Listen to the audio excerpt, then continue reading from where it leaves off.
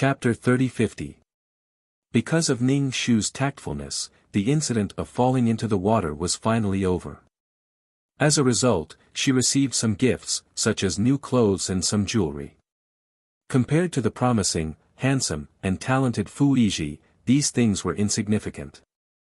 Ning Shu stayed in his room all day and did not go out unless necessary.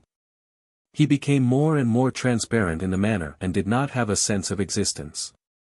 However, the third miss, who pushed Xiao Kai-shan, was at the door of her courtyard. She did not pay attention and fell down the stairs. The stairs were not high, but because the third miss fell on her face was a bit bloody. It would not leave a scar, but it would form a scab. Once the scab began to fall off, if one did not pay attention, it was likely to leave a black mark. The third miss was on the verge of collapse. Like Ning Shu, she did not go out. She looked for various doctors every 2 to 3 days just to not leave a mark on her face. When Dong Shui talked about the third miss, she was very happy to see who the heavens would spare. She must have done something wrong to be so unlucky. How important was a girl's face? It was related to a girl's lifetime happiness. Ning Shu only said, "Don't go around saying it. It will not be good if people hear." The third miss is a legitimate miss of the manor. "Yes, miss, I will remember." Dong Shui said again, "I heard that young master went to find Minister Qin's miss and asked her to come over." Ning Shu did not care and asked, "Is Miss Qin a doctor?" "Miss, you don't know Miss Qin."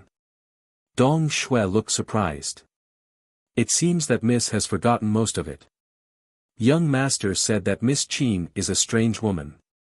She created a lot of delicious food, special music and dances, and various beauty products, such as facial masks. Even the nobles in the palace like to use the things she makes." Ning Shu, it was almost instantly confirmed that the protagonist of this world was this Miss Qin who had transmigrated. The difference between people was very big. She did well in her business, hot pot, barbecue, and barbecue. It seemed that the restrictions that women in the boudoir were bound by were not affected by her. This was automatically filtered out by everyone. It was not immoral. She just didn't know if this Miss Qin had anything to do with the client. Ning Shu asked, "Many young masters like Miss Qin, don't they?" Dong Shui rarely left the Fu. Regarding the situation outside, she only heard the gossip from the manservants and servant girls. She said uncertainly, "It should be. After all, His Majesty praised her for her intelligence." Ning Shu felt that the only way Miss Qin could be related to the client was through Fu Yizhi. Maybe this Fu Yizhi also likes this Miss Qin. There was something wrong with his sister's face. Instead of asking for a doctor, he had to ask for Miss Qin. Miss Qin might be good at beautifying her face, but she shouldn't be that good at treating illnesses. She couldn't possibly apply all kinds of beauty creams or apply a facial mask on the wound, right? Ning Shu asked, "When will Miss Qin come? Would you like to meet the man of the hour?" "I don't know about that. I will definitely pay attention. If Miss Qin comes, I will inform you." Ning Shu only made a sound of acknowledgement. When he had nothing to do, he would embroider and cultivate. Right now, he could only wait quietly because he didn't know what would happen in the future. He had to rely on himself. Fu Yizhi quickly invited Miss Qin. Dong Shui hurriedly entered the room. Miss Qin is here. Do you want to go and see her?" "Of course." Ning Shu tidied up a bit and then went to Third Miss's courtyard with his only servant girl, Dong Shui. Third Miss's courtyard was very lively. It seemed that there were many people who wanted to join in the fun. Ning Shu saw Miss Qin. This girl looked very lively. She was wearing a light yellow dress and was examining Third Miss's face. Fu Yizhi looked at him from the side. His eyes were filled with tenderness and love as he looked at Miss Qin. Ning Shu clicked his tongue. Could it be that the two of them were married and the concubine was the one who entrusted it? Ning Shu's eyes moved back and forth between Fu Yizhi and Miss Qin, hoping to see the atmosphere between the two of them. Miss Qin looked at third Miss's face and said, "Fortunately, it's not very serious. You can use this to wipe it. Don't let it touch water. It shouldn't leave any marks." Third Miss heaved a sigh of relief. "Thank you, Miss Qin. I listened to young Master Fu and came to take a look," Miss Qin said. Third Miss immediately said to Fu Yizhi, "Thank you, big brother." From the corner of her eye, she saw Ning Shu looking into the room. She immediately glared at Ning Shu. If it wasn't for the fact that Xiao Kaishan wasn't in front of her at that time and that she had fallen in front of her own door, she would have suspected that Xiao Kaishan was taking revenge on her. Third Miss felt a little guilty. People really shouldn't do bad things. Karma was about to come. She had just kicked Xiao Kaishan. She didn't expect Xiao Kaishan to be so weak and fall into the pool. Who knows if she did it on purpose. Seeing that her brother was here, she quickly came over. She was really shameless. She looked like a skinny horse in Yangzhou. Coming to someone else's house to observe mourning was really bad luck. Ning Shu was glared at by a 14 or 15-year-old girl, but he didn't feel anything. He didn't quarrel with children. She just came over to take a look at the person who might be the female lead. The young Miss of the Minister's Manor and the young Marquis of the Marquis Manor could be considered a good match. Strictly speaking, she was climbing up the social ladder. But this kind of official's daughter and the domineering Marquis were the perfect match. Could it be that Fu Yizhi was the supporting male lead? Such an outstanding man, who had everything, was actually a supporting male lead. Could it be that the supporting male lead was the real deal? In any case, she wouldn't covet Fu Yizhi, nor would she have any thoughts about Fu Yizhi. Then, the battle between the male and female leads and the supporting male lead wouldn't affect her. Even if she hadn't seen so many plots, but recently, she had basically avoided danger. She still had the instinct to avoid danger. Fu Yizhi was the source of danger. The Marquis Manor had plans for his marriage. They vowed to find a perfect wife for Fu Yizhi. Whoever became a stain on Fu Yizhi's reputation, the Marquis Manor would be the first to explode. Also, Fu Yizhi himself liked the young Miss of the Minister's Manor. She didn't know what the Marquis Manor's impression of this young Miss Qin. Would they be able to get together? From the female lead's point of view, being the young Marquis of the Marquis Manor was too much of a grievance. If all the civil and military officials fell in love with me, it should at least be a Marquis. Ning Shu stood there and didn't have much of a presence. But in his heart, he was constantly complaining. He saw what he should see, so he didn't want to join in the fun. Returning to his room, Ning Shu said to Dong Xue, "If there's nothing else, you can chat more with those servant girls. I want to know who likes young Miss Qin. Is young Miss Qin engaged?" Dong Xue instantly filled in a lot of things. "Young Miss, you're worried that young Master Fu Yizhi likes young Miss Qin, so you're asking about young Miss Qin's marriage." Ning Shu, S. Chapter 3051. Young Miss, don't worry. I will definitely ask around. Dong Xue promised.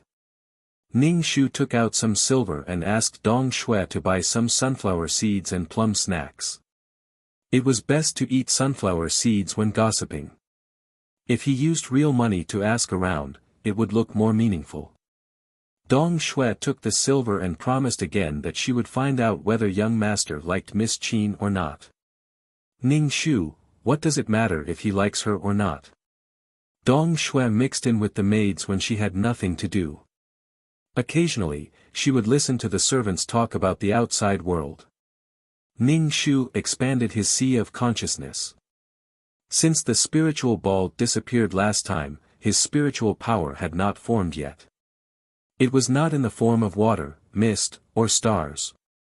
He did not know what form his spiritual power existed in. Before it formed, Ning Shu could only expand his sea of consciousness to make it bigger. This way, he could hold more spiritual power. Young miss, I heard that Miss Qin and the third prince are already engaged. They will be married soon. I heard that the two of them love each other very much. As expected of a prince. How boring. If Miss Qin and the prince were together, then there would be nothing for Fu Yizhi to do. Fu Yizhi would definitely not dare to steal the bride. This was something that the third prince begged the emperor. If Fu Yizhi did anything, it would implicate the entire marquise estate. So the protagonist's halo would not affect her. Happy. As for Fu Yizhi, he could only wish him well. The person he liked was married to someone else. He would be fine after a while. The young miss of the minister's estate was marrying a prince. She was definitely marrying someone of a higher social class. Anyway, they were a loving couple. When the protagonist was in heaven, he could do whatever he wanted without being criticized. However, the canon Fodder did not have this kind of treatment. Ning Shu felt that if a normal person transmigrated to ancient times, they would not be able to live for more than 3 days. Ning Shu felt that ordinary transmigrators would have been annihilated if not for the blessings of fate. Not every transmigrator had the life of a main character. Miss Qin is married. She won't marry into the Lord Protector's manor. Young Master Biao. Dong Shue's meaning was very obvious. She felt that they could fight for it. Ning Shu could only say that he was daydreaming.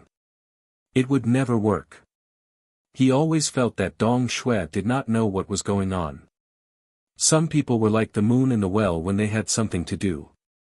Even though Fu Yizhi had fallen out of love, it was still not her turn. Not to mention that Fu Yizhi did not like her. She was still in mourning. Did he want her to climb into his bed? If she climbed into his bed, she might just die from a bowl of medicine. Ancient clans and families had the absolute right to judge people. Ning Shu was happy that the halo of the female lead did not radiate to the marquise estate, but the atmosphere in the marquise estate these days was not quite right. Ever since the imperial edict was announced, the young master of the marquise estate, Fu Yizhi, was in a bad mood. He locked himself in his study and wrote and drew. The floor was filled with waste paper.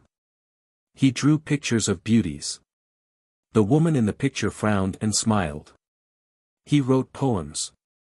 He wrote frustrated poems. They were sorrowful and lingering. They were painful and emotional. He drank the strongest wine to make himself forget the pain. The originally elegant and graceful young marquis had now become so dejected. It made the head wife's heart ache. Who knew how many young masters were as dejected as Fu Yizhi? These men hoped that the woman would know her place and not do anything out of line. They treated the husband as their god. But when a different woman appeared, she was very different. She was different from the women who had rules carved into their bones.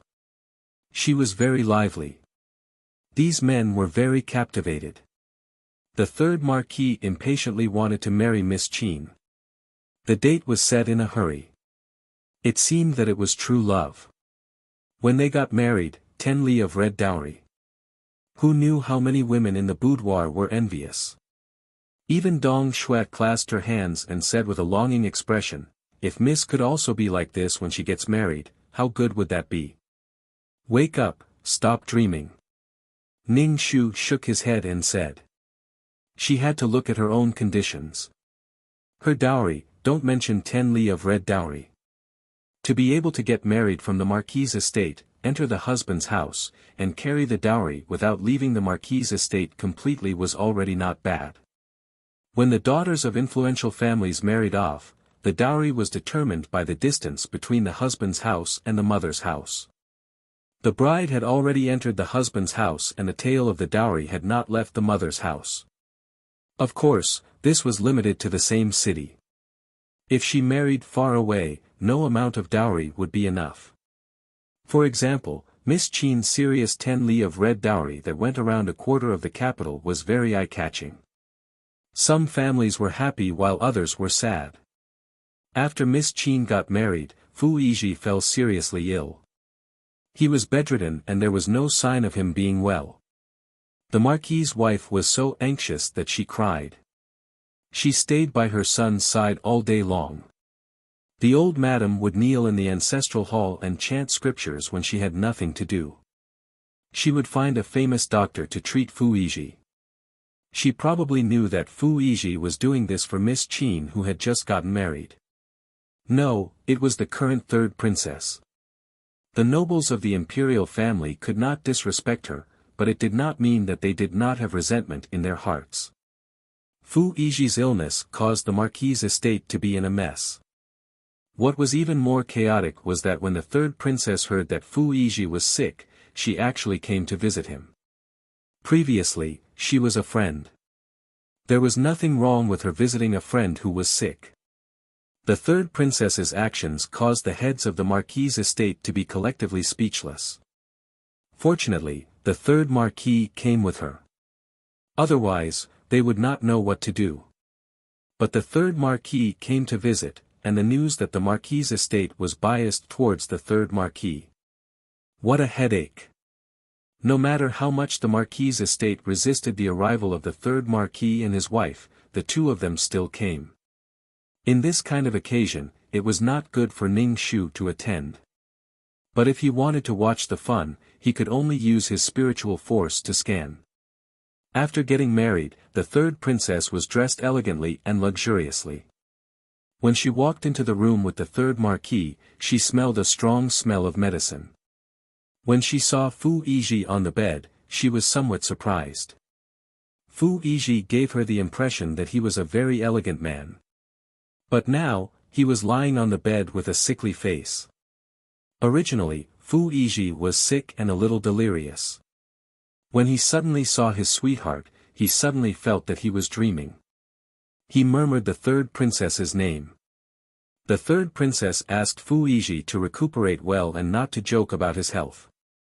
What kind of illness did he have that made him so sick? It took Fu Yizhi a while to realize that Miss Qin, who was already married, really came to see him. He must look very embarrassed now. Not only did women dress up for their sweetheart, but men also did the same. Fu Yizhi was so excited that a sickly blush appeared on his face. The third Marquis said to Fu Yizhi, "Yizhi, hurry up and recuperate well. Don't be lazy all day." Fu Yizhi had a position in the Ministry of Rites, and the third Marquis was Fu Yizhi's immediate superior. The Ministry of Rites was actually a government office with no official duties. It had to be said that the Ministry of Rites was also very busy. It had to be busy with the titles of the nobles in the harem, as well as the royal sacrifices and visits from other countries. But its importance was not as great as that of the Ministry of War or the Ministry of Personnel. Chapter 3052. Presumably, the third prince was not reconciled, and Fu Yizhi was the future marquis, and the title of nobility would fall on his head. Roping him in would be a help, not to mention that the marquis's mansion was not a small force. This visit would give the outside world another wrong information, as if the marquis's mansion was on the side of the third prince. At that time, others would think that the marquis's mansion was on the side of the third prince. Even if they denied it, others would put the two sides together when considering. Fu Yizhi looked at the third princess greedily, but he had basic vigilance and did not dare to let the third prince notice. Ning Shu, who was peeping, felt that the third prince was well aware of it, and could even use the young marquis's feelings for the princess to pull the marquis's mansion to his side. No matter how much you adore him, you have already become his wife who shares the same bed as him. Therefore, when faced with someone adoring his wife, a man may show jealousy, but more often than not, it is a kind of pride. The marquis wanted to put his hand on his forehead when he saw his son's performance. Once it involved love, his wise and calm son disappeared. The third princess left some pills, saying that it could help Fu Yizhi's illness. After the marquis and his wife left, Fu Yizhi was in a very calm state, and actively cooperated with the medicine and treatment. Before, he was sick, but now he could get out of bed and walk around. The Marquis and his wife breathed a sigh of relief, but they were very uneasy. Their son was like this, which made them really worried.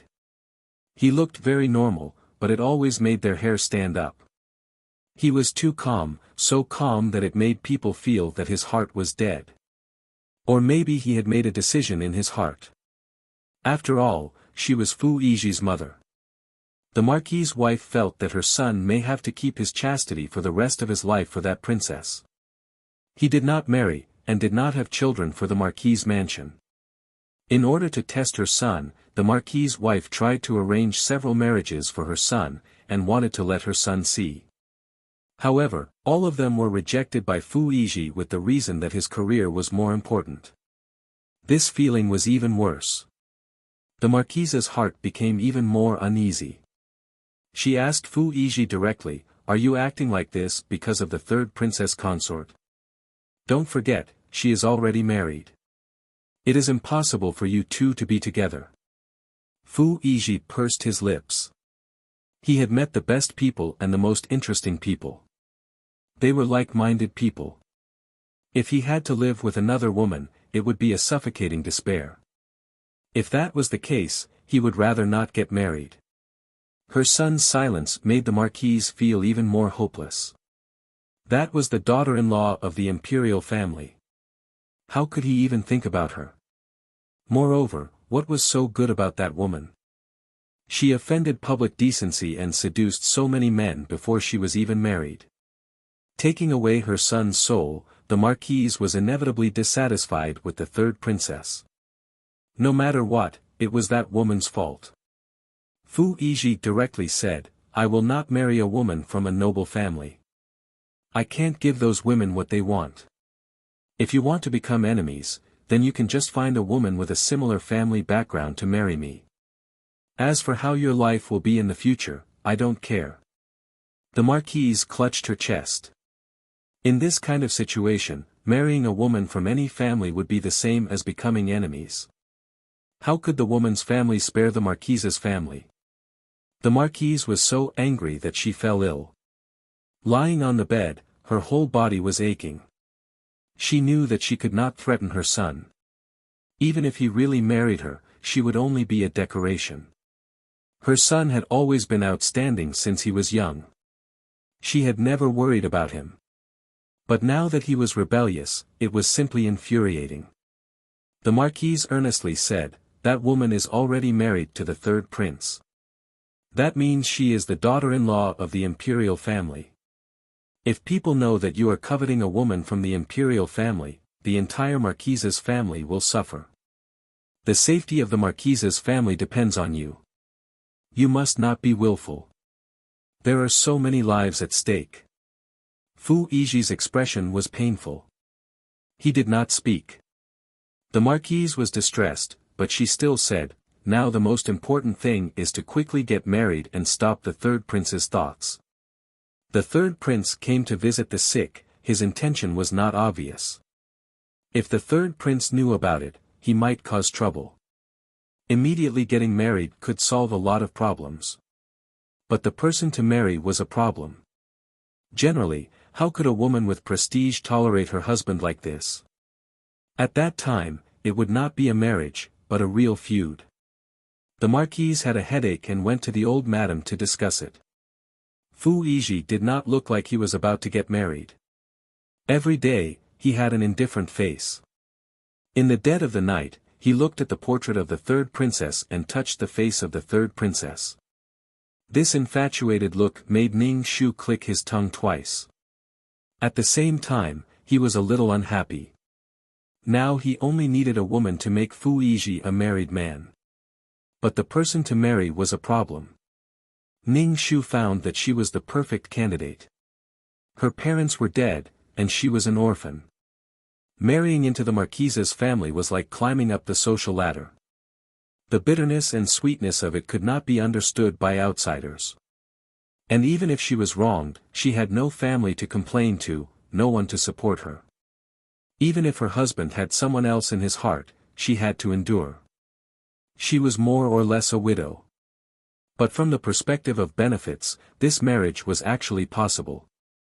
She could become the wife of a young marquise. She could live a luxurious life and have a group of servants. If she could successfully stay in the marquise's family, she would be the marquise's wife. Her life would be very good, and she would be the first wife. As for her husband, whoever loved him, he could like whoever he liked. Now it was up to the old madam and the marquise's discussion. Although there were benefits, there were also risks. People were greedy. With the position of the first wife, she would have to look forward to the man's love. And the husband still loved a married woman. Torturing himself, his life would not be good. It would depend on his attitude. One day after breakfast, the old madam's mama came over and told Ning Shu to tidy up and go to the old madam's courtyard. Ning Shu understood. Here it comes. Ning Shu made herself more plain. She wore a silver hairpin on her head. She did not even bring any slightly colored hairpins. This was in line with her identity as a filial daughter. Ning Shu went to the old madam's courtyard. There were not many people in the house. The old madam, the marquise, and Fu Yizhi. There was not even a maid. After Fu Yizhi recovered from his illness, his body had become much thinner. His temperament had become more solemn. At first glance, he did not look like a lively man. He looked like he was hurt by love. It seemed like he loved the third princess very much. Especially when he could not get her, she would become a permanent cinnabar mole in his heart. It was already an obsession. Ning Shu bowed and greeted them one by one. When it was Fu Yizhi's turn, Ning Shu asked, "Cousin, is your body better?" This kind of polite greeting, asking a question, would not cause him to lose a piece of meat. It also made him seem polite. Chapter 30:53. In response to his cousin's greeting, Fu Yizhi only nodded indifferently. Before, Fu Yizhi was a little polite to this cousin, but after knowing that his parents and the madam wanted to make this cousin his wife, this politeness disappeared without a trace. In the end, he was just venting his anger. On the surface, Ning Shu was very careful, but in his heart he was laughing, as if she wanted to marry you. The marquise's sickly face had a smile on it, but if one looked carefully, this smile was very stiff and unwilling. She beckoned Ning Shu to come in. Ning Shu lowered his head and walked in front of the marquise. When she saw Ning Shu's appearance, she was even more dissatisfied. This kind of orphan girl, a girl with a petty temperament, how could she be worthy of her son? The marquise held Ning Shu's hand and said in a gentle voice, "Kai Shan has been in the house for a long time, do you want to stay in the house forever?" "Ning Shu, how do you want me to answer? Yes or no, it's not good. You have reached the suitable age, I think you and your cousin are a good match. If you agree, then nod your head, and soon you will get married." Ning Shu pulled his hand out of the marquise's grasp, his face was full of shock. "Get married with cousin?" Ning Shu looked at Fu Yizhi, who didn't care about this matter, and said, "Aunt, this is not good." The madam said, "What is not good about it? One of you is my grandson, the other is my granddaughter, a match made in heaven." Ning Shu, granddaughter, grandson. Sounds inexplicably abnormal. Giving birth to a child is easy to be deformed. If you agree, then find an auspicious day to get married. The marquise said while holding back her anger. Marrying an orphan girl was simply an insult to her son. Moreover, she was the official wife, even if her son had another woman in his heart and didn't love her, but it still made the marquise angry. Ning Shu rolled his eyes in his heart, so rushed, so perfunctory, inexplicable marriage, and casual appearance. To be honest, this deal was not bad. After becoming a marquis wife, she wouldn't have to worry about food and drink, and would have people to serve her. She would be able to enjoy splendor and wealth. But as a supporting male lead, it was hard to say when he would serve the female lead like a dog or a horse. She, as his wife, might also be unlucky. Moreover, Fu Yizhi seemed to be deeply in love with the third princess. Other than showing off the female lead's great charm, there was still a man who missed and loved her so much even though she was already married. More likely, if the female lead was in trouble in the future, this man would help her unconditionally, although she didn't know what it was. Ning Shu keenly felt that there was a trap ahead. Ning Shu lowered his head and said, "Both my parents have passed away. The mourning period is not over yet." After being rejected, the Marquise's expression became even colder. She stiffly said, "There is still less than half a year left. I think your parents won't blame you." Ning Shu raised her head and asked Fu Yizhi, "Cousin, do you really want to marry me?" Fu Yizhi only said, "My family wishes to marry you." He only said his family and didn't say himself. Ning Shu bowed to the elders in the room and said, "Kai-shan wants to observe mourning for her parents. Moreover, Kai-shan is only an orphan and is not compatible with cousin. Cousin deserves a better woman. Kai-shan cannot marry cousin." Fu Yizhi looked at Ning Shu with a strange expression. He didn't think that Ning Shu would refuse. According to her situation, this was a meat pie that fell from the sky. The Marquise was gratified that Ning Shu had self-awareness and knew his place. But she was also angry that he didn't know what was good for him. How could he refuse? The Marquise didn't like this niece of hers. No matter if the other party refused or accepted, she would feel uncomfortable.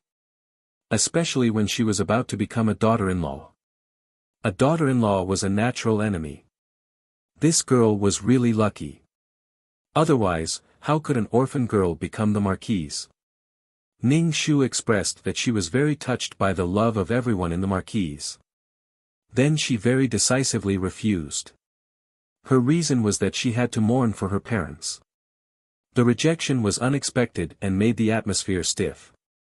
In the end, it was Fu Yizhi who said, "Since cousin is not willing, then don't force her." The Marquise was clear that her son didn't want to get married.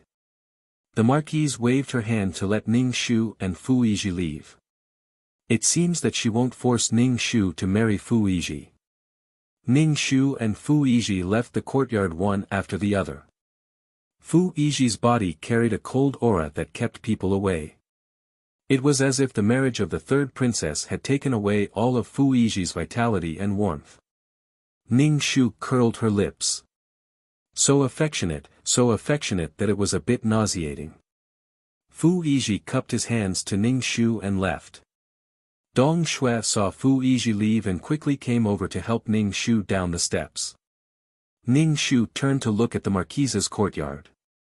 To be able to convince her son or grandson to marry an orphan girl, she had already gathered a lot of courage. With this rejection, her anger dissipated. She also couldn't bring herself to insist on marrying her orphan girl to the Marquise's outstanding successor. Otherwise, it would make it seem that no one wanted Fu Yizhi. Returning to the room, Dong Shui poured tea for Ning Shu and asked, "Miss, why did the Marquise call you over? Why didn't you let me in?" Ning Shu only said, "She asked me when I would be done with my mourning and who I want to marry." Dong Shui sighed, "How good would it be if Miss and young Master Biao married? Here, Mrs. maternal grandmother and uncle will be there to support you even if you are wronged. If I marry into another family, Ning Shu felt that if she married into another family, the Marquise's household would still take care of her a little. Once they really became a family, how would they deal with this mess? If she was wronged in another family, the Marquise's household could still say a few words. If she really married into the Marquise's household, there wouldn't be so many flowers. Ning Shu guessed that the person who commissioned her had agreed to this marriage and could successfully stay in the Marquise's household. And what happened after that? Missions without memories were really troublesome. They were even harder to complete than missions without aspirations. She didn't even know the direction of the story. As expected, after that, the head of the Marquise's household did not mention her marriage with Fu Yizhi again. In the end, they couldn't bear for their son to be matched with an orphan who was still in mourning. If word got out, it would be bad for their reputation. The young Marquise married his cousin who was still in mourning. Of all virtues, filial piety was the most important. The ancient people valued filial piety the most. What was damaged was Fu Yiji's reputation. Then Ning Shu's days were still so calm, never leaving the house. Dong Shui would chat with the servant girls in the household when she had nothing to do. When she heard some interesting things, she would come back to play the Dragon's Gate game with Ning Shu. It could be considered some of the fun in this boring inner residence, including what happened in the capital, which matriarch killed or sold concubines. Apart from a few official concubines that couldn't be divorced or bought, all the concubines brought up by the servant girls had their contracts in the hands of the matriarch. Selling them was just a matter of a word. Recently, the news in the capital was about how loving the third princess and her husband were, how harmonious they were, attracting the admiration of many unmarried women towards the third Wangye. How come they didn't know that the third Wangye was such a good man? Chapter 30-54. The third marquis didn't have many concubines, so he doted on the third princess a lot. He looked like a marquis who didn't have much ambition and was addicted to love. Wherever he went, he would spread dog food. It was the Azura dog slaughterhouse. But the two of them could look at each other as if there was no one else around. The pink atmosphere made the onlookers feel cold. Shit, go home and show off. The third marquis was even scolded by the emperor because of this. He said that a grown man like him shouldn't be a bit more mature if he spent all his time with his wife.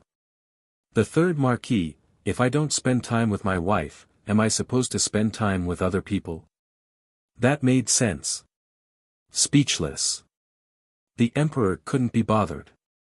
This wasn't a mistake in principle. His son liked a woman, and it was his wife. There didn't seem to be anything wrong with that. It was better than colluding with the court officials and staring at the chair under his butt all day. This kind of man was admired by all the women in the boudoir. They were even more envious of the third princess. This made people envious and jealous. The husband spoke up to protect his wife. He wasn't afraid of being called henpecked at all. That righteous look on his face.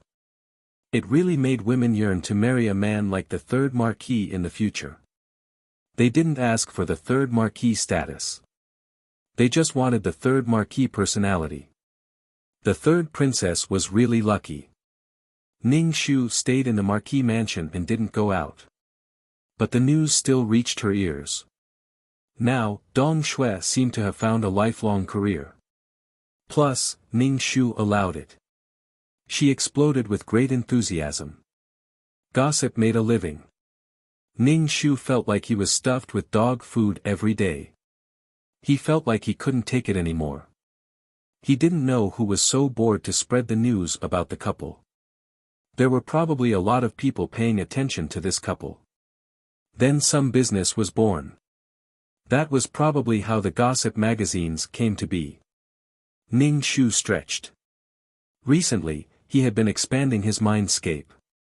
But his spiritual power hadn't formed yet.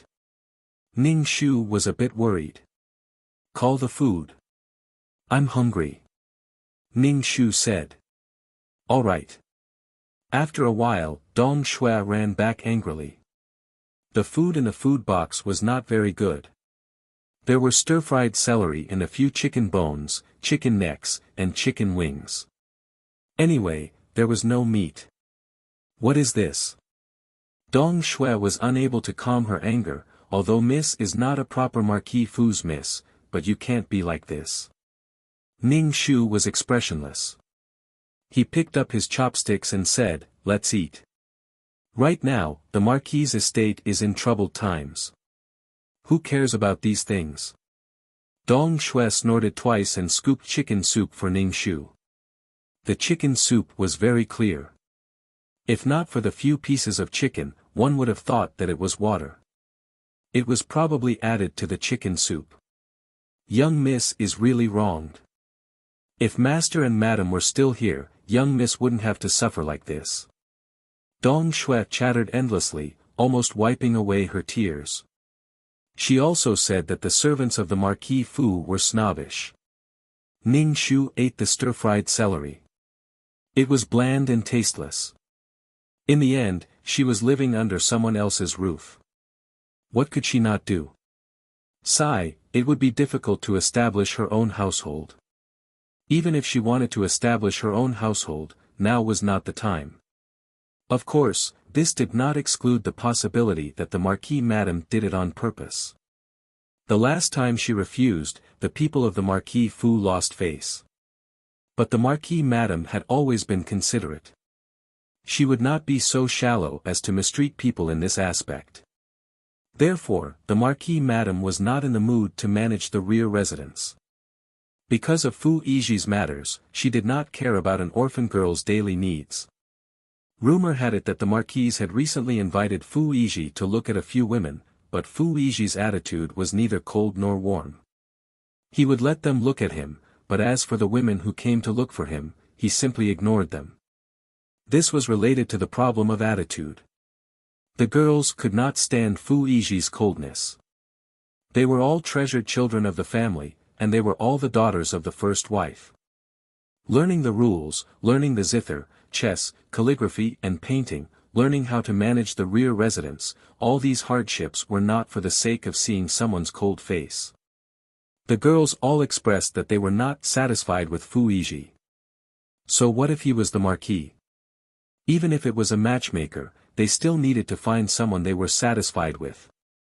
Even if they did not love each other, they should not be like this. They were not even married yet, but they were already giving people that attitude. Who knows what would happen after they were married? Why should they be angry? The Marquis Madame was so angry that she covered her chest and hammered Fu Yiji with her fist.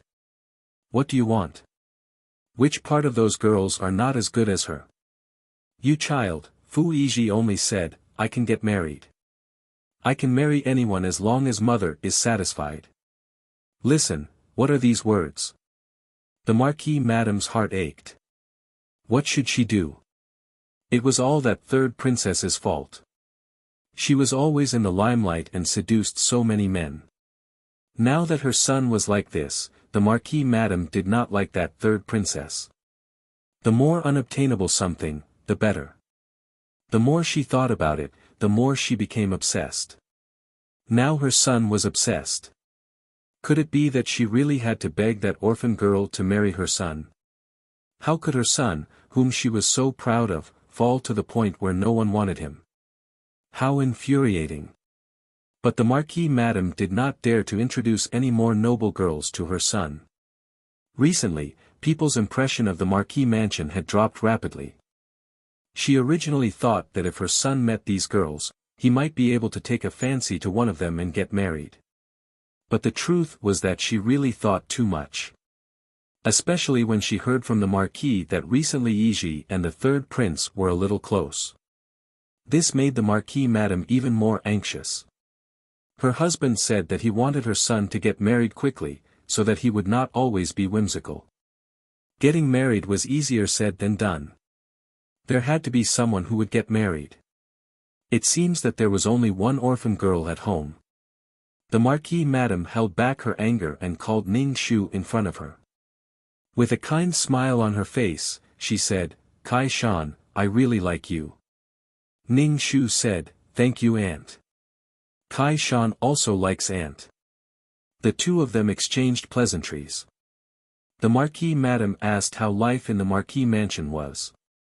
If she wanted to eat something, she could ask the kitchen to make it. If she wanted anything, she could just ask the accountant to pay for it. Ning Shu nodded, indicating that she would not be polite. The Marquis Madame took Ning Shu's hand and stroked the back of Ning Shu's hand over and over again.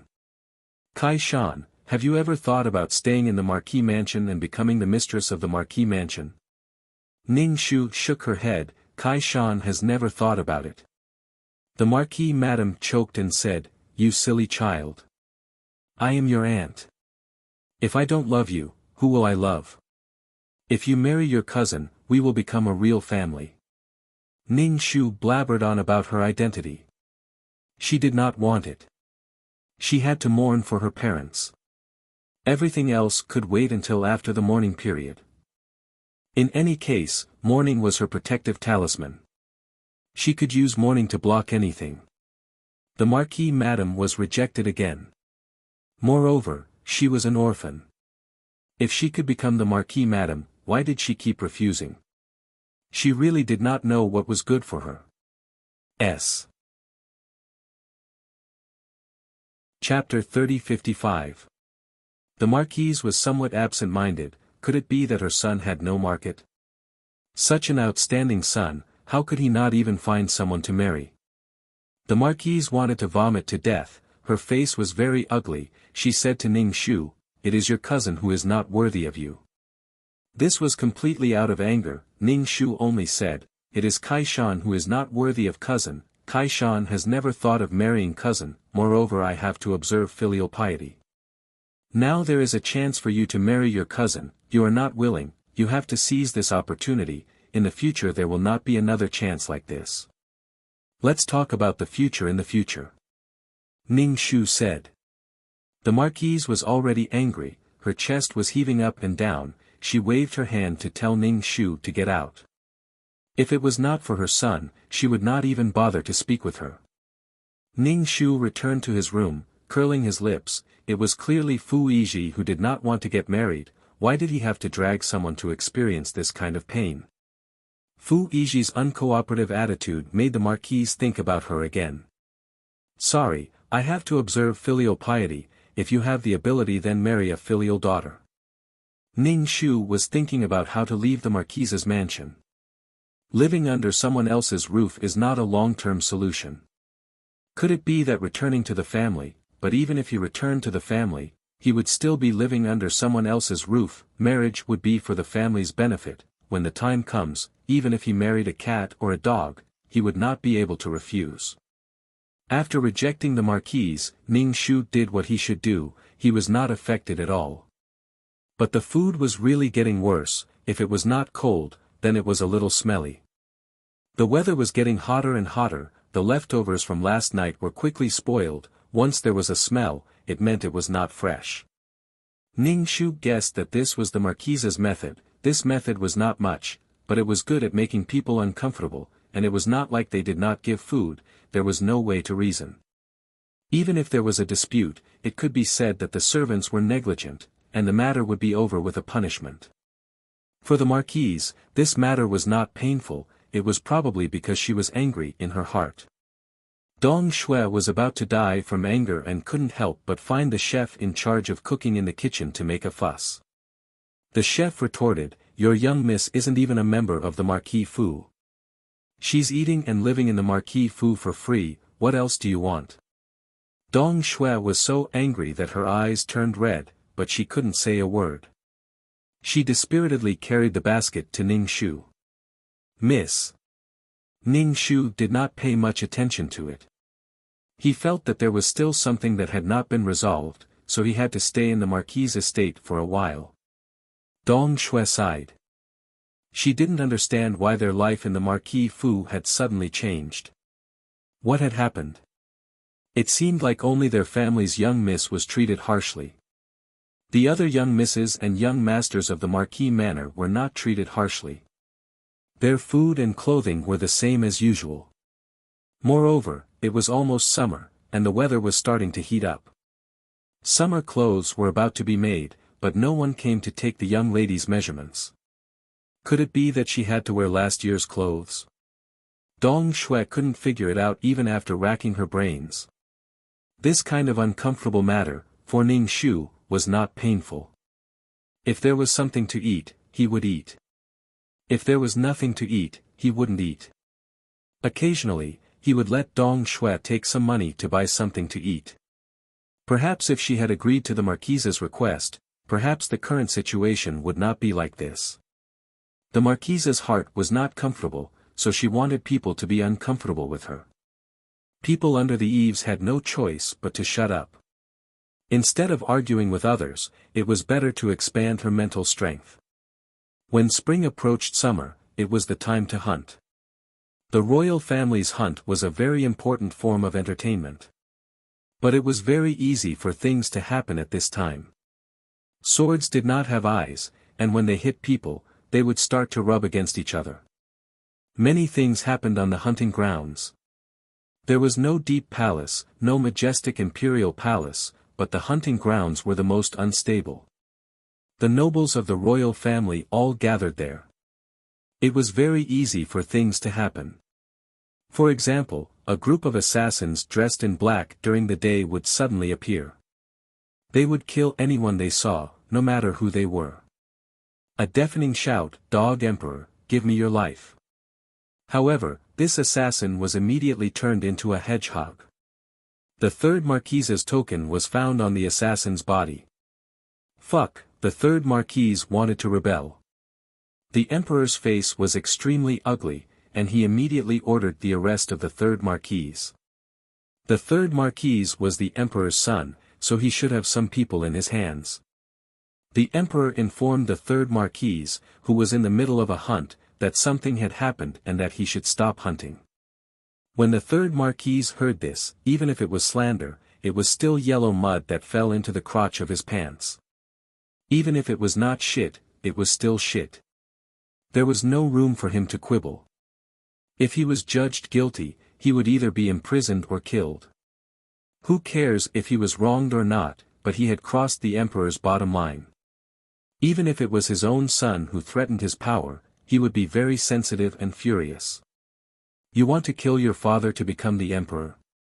The third Marquise did not hesitate to choose to run away.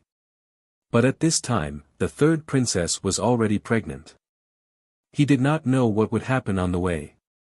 So the third Marquise temporarily entrusted his wife to someone else, waiting for him to kill his way back. The third Marquise's escape made the Emperor's fury turn into a murderous aura. He directly issued a warrant, regardless of life or death.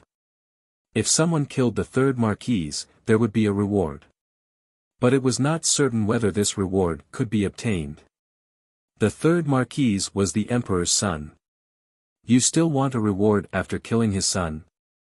I will definitely let you and the third Marquise accompany each other on the road to the Yellow Springs. Although the third Marquise had run away, he had turned from a noble to a wanted criminal. The couple who were still showing off their love had now become traitors.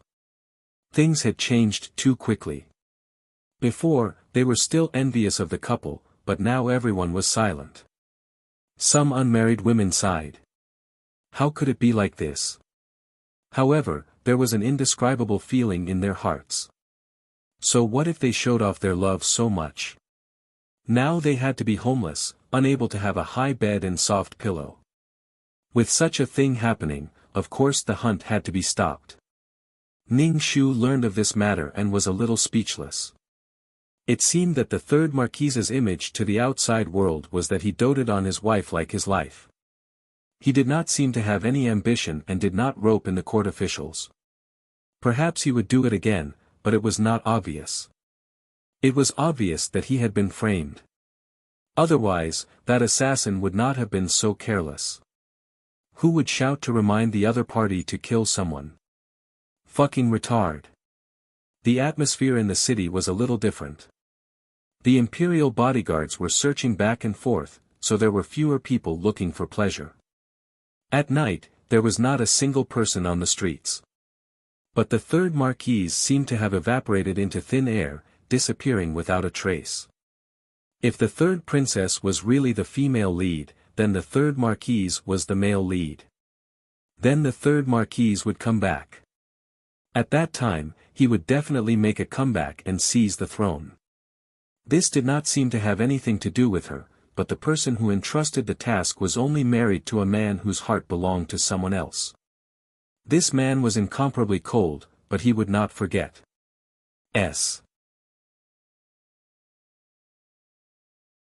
Chapter 3056.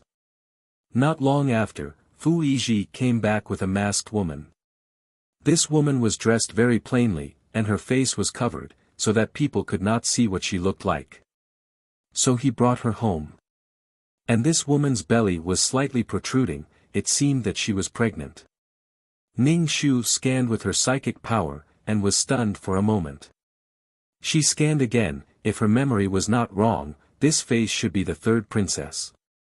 The third princess did not go with the third prince, but stayed. Seeing her slightly protruding belly, Ning Shu understood. It was too dangerous to escape with two bodies. But Fu Yizhi was so careless to bring home the wife of a rebel. Was there something wrong with his brain? Ning Shu took a deep breath. If something happened to the Ho mansion, the whole family would be executed, and she, as an orphan, would also be executed. Fu Yizhi brought back such a daughter, which was a bomb to the head of the Ho mansion. Fu Yizhi directly said that this woman was his woman, and that she was pregnant, and now he was going to get married. Madame Ho's head was about to explode. With a veil, she could not even see the person's face clearly, what was going on, and she was indeed pregnant. Madame Ho asked, "Which family is this young lady?" Fu Yizhi said, "It's Huanyang." Huanyang was a brothel girl. When Madame Ho heard this, her heart was about to explode. What the hell, her son was going to marry a brothel girl. Why did he have to torture people like this? This child had never been worried since he was a child, but now he was worried for his whole life. Fu Yizhi said, "Didn't you always want me to get married? I'm going to get married now." Fu Yizhi's face was full of smiles. It was the kind of sincere happiness, as well as eagerness. Seeing his son like this, Master Ho's heart jumped. He called Fu Yizhi to the study and asked, "Who is this woman? Tell me the truth, is she the third princess?" Fu Yizhi shook his head. "No, she looks very much like the third princess." "You." Master Ho couldn't help but have a headache. "You are going to marry a prostitute. Do you know how sad your mother is?" As a man, he couldn't really lift the woman's face to see. Master Ho asked again, "Is she the third princess?" It wasn't that he didn't know that his son liked the third princess. Now that the third prince was in trouble, a woman who had to flee with him would definitely suffer a lot. They might have even lost each other. If this woman was really the third princess, then Fu Yizhi had stolen someone else's wife. Moreover, she was the wife of a traitor. If Saint knew that they were harboring a traitor, then the entire house of Marquis would suffer. Hoping that his son could calm down, Master Ho stared at him and said, "Don't hide it from me. If something goes wrong, it will be too late to think of a way." He was truly possessed. Fu Yizhi thought for a moment and admitted, "She is the third princess." Master Ho was horrified. He stood up and slapped his son's face. "Do you know what you are doing?" Fu Yizhi covered his face and then put down his hand, saying, "Of course I know what I am doing. The third prince has been framed and the third princess is pregnant. She is pregnant. If she is caught, she will definitely die." Master Ho was heartbroken. "Silly. She won't die now. But you have risked so many lives in the house of Marquis. Where is your brain?" Fu Yizhi said, "I will arrange this matter. I want to marry her." Master Ho was already numb from the stimulation. "Marry? She is the wife of the third prince. She is the daughter-in-law of the royal family with Yudi. You want to marry her? Of course not in this identity." Fu Yizhi said, "Only marriage is the best way." Master Ho sneered, "There are some things that you can't think about. Father, believe in your son. Among the sons of His Majesty, only the third prince is capable of taking on such a great responsibility. That's why he suffered such a calamity. I believe that the third prince will soon be able to regroup and return. Before that, we must protect the third princess and the child in her belly." No matter how righteous Fu Yizhi's words were, Master Ho looked at him with a sneer. They were all men and could understand what he was thinking. "Marriage?" Master Ho sneered and asked, "Then when the prince comes back, what should the princess do?" His Majesty was still in power. Maybe before the third prince came back, their house of Marquis would be the first to lose their heads. Of course she will die of illness or disappear in other ways. Fu Yizhi pursed his lips and said. He was satisfied to have a relationship with her, even if it was in name only. Master Ho said lightly, "What if I don't agree and have to hand this woman over?" He was really annoyed by this woman. There was no end to it. Fu Yizhi just said, then father, you have to think of a good excuse. Explain why the third princess is in the house of Marquis and what is the close relationship between the house of Marquis and the third prince. You are threatening me. Master Ho was so angry that he laughed. He was threatened by his son, a woman who was already a wife. It was like putting the house of Marquis on the fire. I have said that I will deal with this matter. I will not let her identity spread. The third princess was arranged to stay in Fu Yizhi's yard. Fu Yizhi walked into the yard and saw the third princess restless and looking around at the door. He hurried over. You are pregnant. Don't move around. Fu Yizhi helped the third princess to sit down. The third princess asked worriedly, how could this happen? Will the prince be okay? Fu Yizhi comforted her, it will be okay. Don't worry. The prince is blessed and will come back. Before that, you have to protect yourself and marry me. What? Married to you? Third princess consort was shocked. What was going on? I'm already married to His Highness. Of course, you will not marry me as the princess. You will marry me as another identity. I will take care of this identity. I don't know when the prince will come back. You and I will become husband and wife. This is the best way to keep it a secret. This. The third princess's expression was awkward. Now the prince's life and death was unknown. But she was going to marry another man. No, I am the prince's woman. Fu Yizhi's heart was full of pain. He said, it is not a real marriage.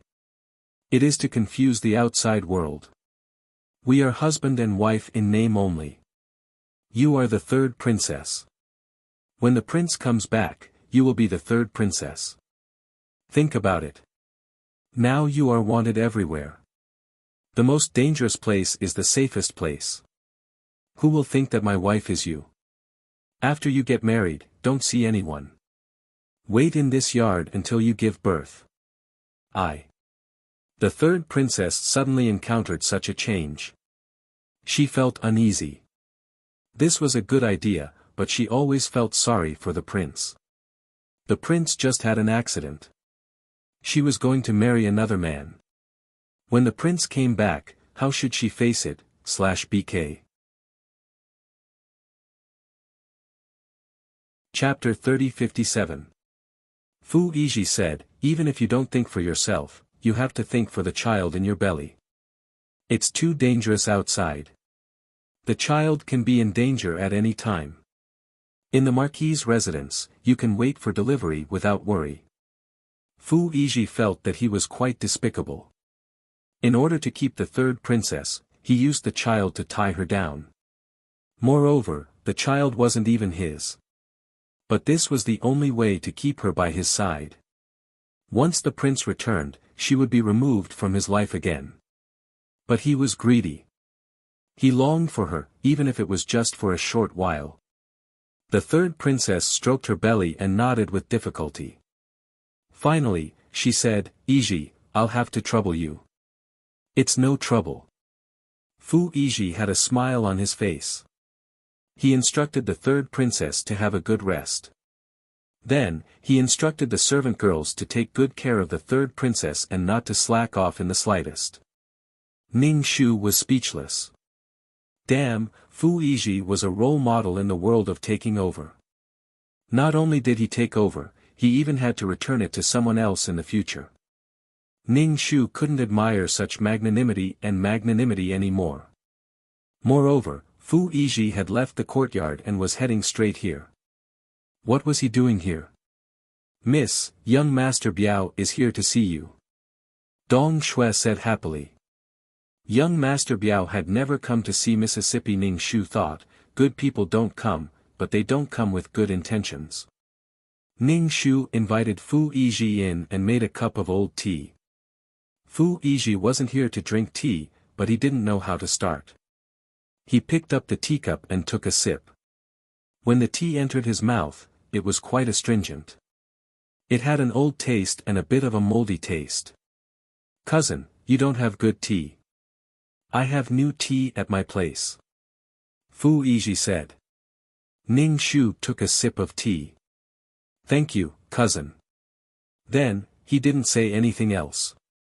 The atmosphere was a bit stiff. Fu Yizhi tapped the teacup with his finger and hesitated for a moment before saying to Ning Shu, cousin, I'm going to get married.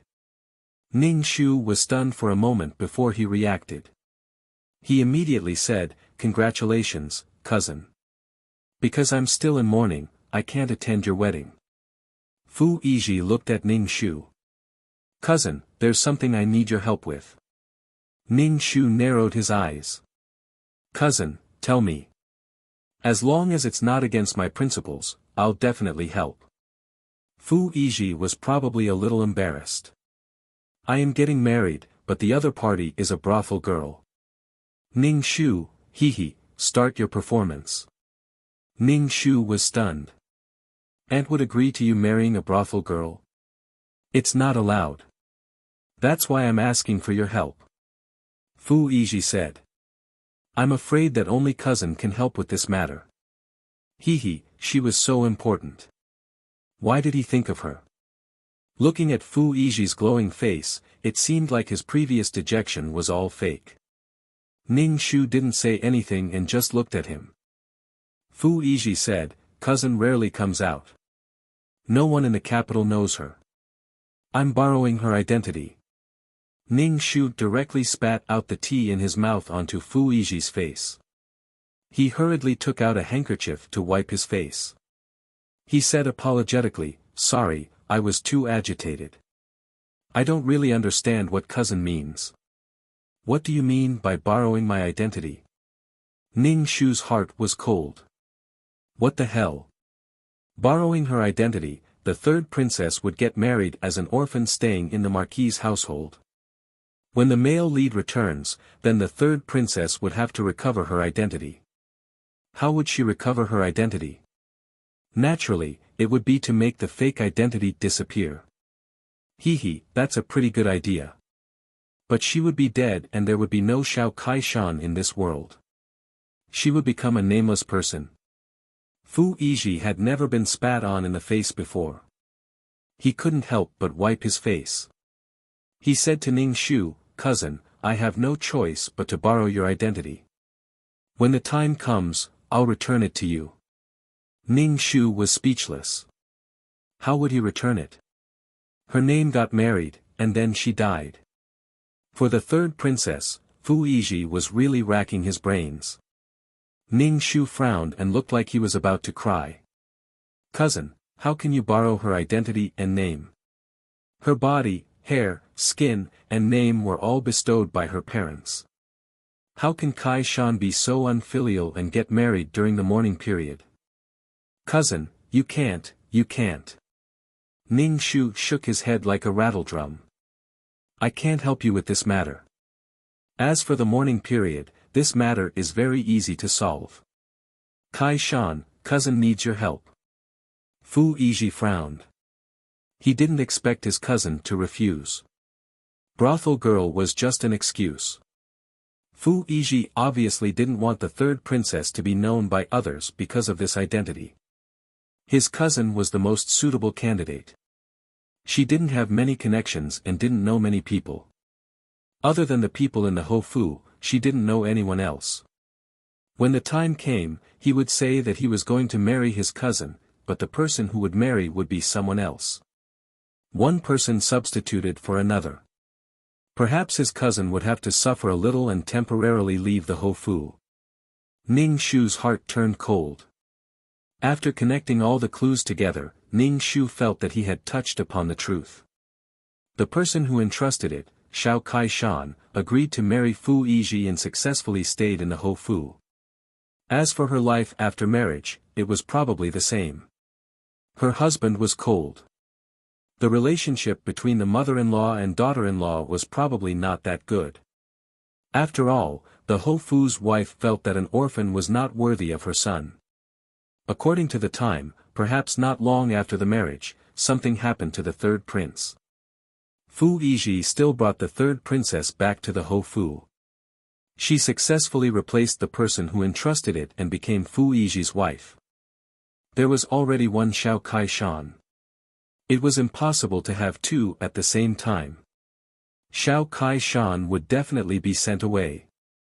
As for whether she was coaxed away by the people of the Ho Fu or forcefully taken away, the person who entrusted it couldn't stay in the Ho Fu.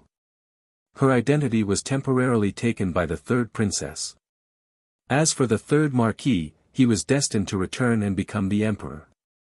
At that time, Xiao Kai-shan died, and the third princess consort brought the child back to the third marquis. Fu Yiji was very sad about his wife's death. Facing his so-called dead wife's memorial tablet, he was very sad and affectionate, and then reminisced about the good times with his wife. Ning Shu was speechless. "Fuck. You're dead, aren't you surprised?" She was originally the Ho Fu's wife, but now she was a dead person. Even if she came to the Ho Fu to make trouble, she would probably be beaten to death. At that time, Xiao Kai-shan would return and take the position of the Ho Fu's wife. For Fu Yiji, it would be hard to accept. How would such a woman with no status and no clan live? He didn't know what happened later, but he guessed that she died young. Ning Shu looked at Fu Yiji's eyes with a cold light. He grinned and said, "Cousin, even if she's a brothel girl, as long as you love each other, it doesn't matter. The eyes of the world won't affect your love." If he wasn't afraid of being implicated, Ning Shu wanted to run out and shout that the third princess was in the Ho Fu. /BK Chapter 3058. A Secular View. This was not a problem with the secular world, but with the identity of the third princess. It was safer to use the identity of an orphan than a brothel girl. Moreover, this identity could be easily found out. Although she was an orphan, she had a family. It was very safe. Most importantly, she did not know anyone in the capital. Her family was far away from the capital. Fu Yiji said, "I don't want her to be criticized because of her identity." Ning Shu said lightly, "That woman used my identity. Then what identity should I use? Should I use the identity of a brothel girl? Although I'm an orphan, I'm not an ordinary person. I'm a member of a clan. My father was once an official of the imperial court." Ning Shu tilted her head and looked at Fu Yiji. "Cousin." In the end, he felt that she was an orphan and her identity was not very noble. Using your identity was already an honor. Fu Yiji narrowed his eyes. She had no parents and no relatives. Such an identity was indeed not very good. Moreover, she was living under someone else's roof. When a woman was at home, she relied on her parents for glory.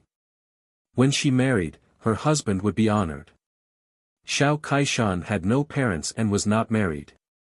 Her identity was not very good, but it was suitable. Fu Yiji wanted to drink tea, but the tea did not taste good. He put down the teacup and said to Ning Shu, "I just want to borrow your identity. I can promise you anything you want." Ning Shu drank the bitter tea and said, "Since you are borrowing it, why do you want to return it?" Revolting wasn't something that could be done in a few months. Ning Shu did not know the plot. She did not know when the third prince would return to his hometown in glory and sit on the throne of the emperor. He also did not know when he would borrow it. "How long can I borrow it?" Fu Yiji didn't know when he would borrow it. "If you get married, it will be a matter of a lifetime. Then this woman will have to use my name for the rest of her life." "Cousin, aren't you being too much of a bully?" Fu Yiji took a deep breath and said, "Not forever." "How long would that be?" 1 year, 2 years, 10 years. Ning Shu countered. The person who had entrusted him would probably want to live outside the marquis's manor. 1 year, 2 years, 10 years. If he couldn't return to the marquis's estate, he didn't know what kind of identity he would have to continue living. This was not the most difficult part. Once the third princess returned to her identity and Xiao Kai-shan died, then what identity would the client have to return to the marquis's mansion? That was the most difficult time.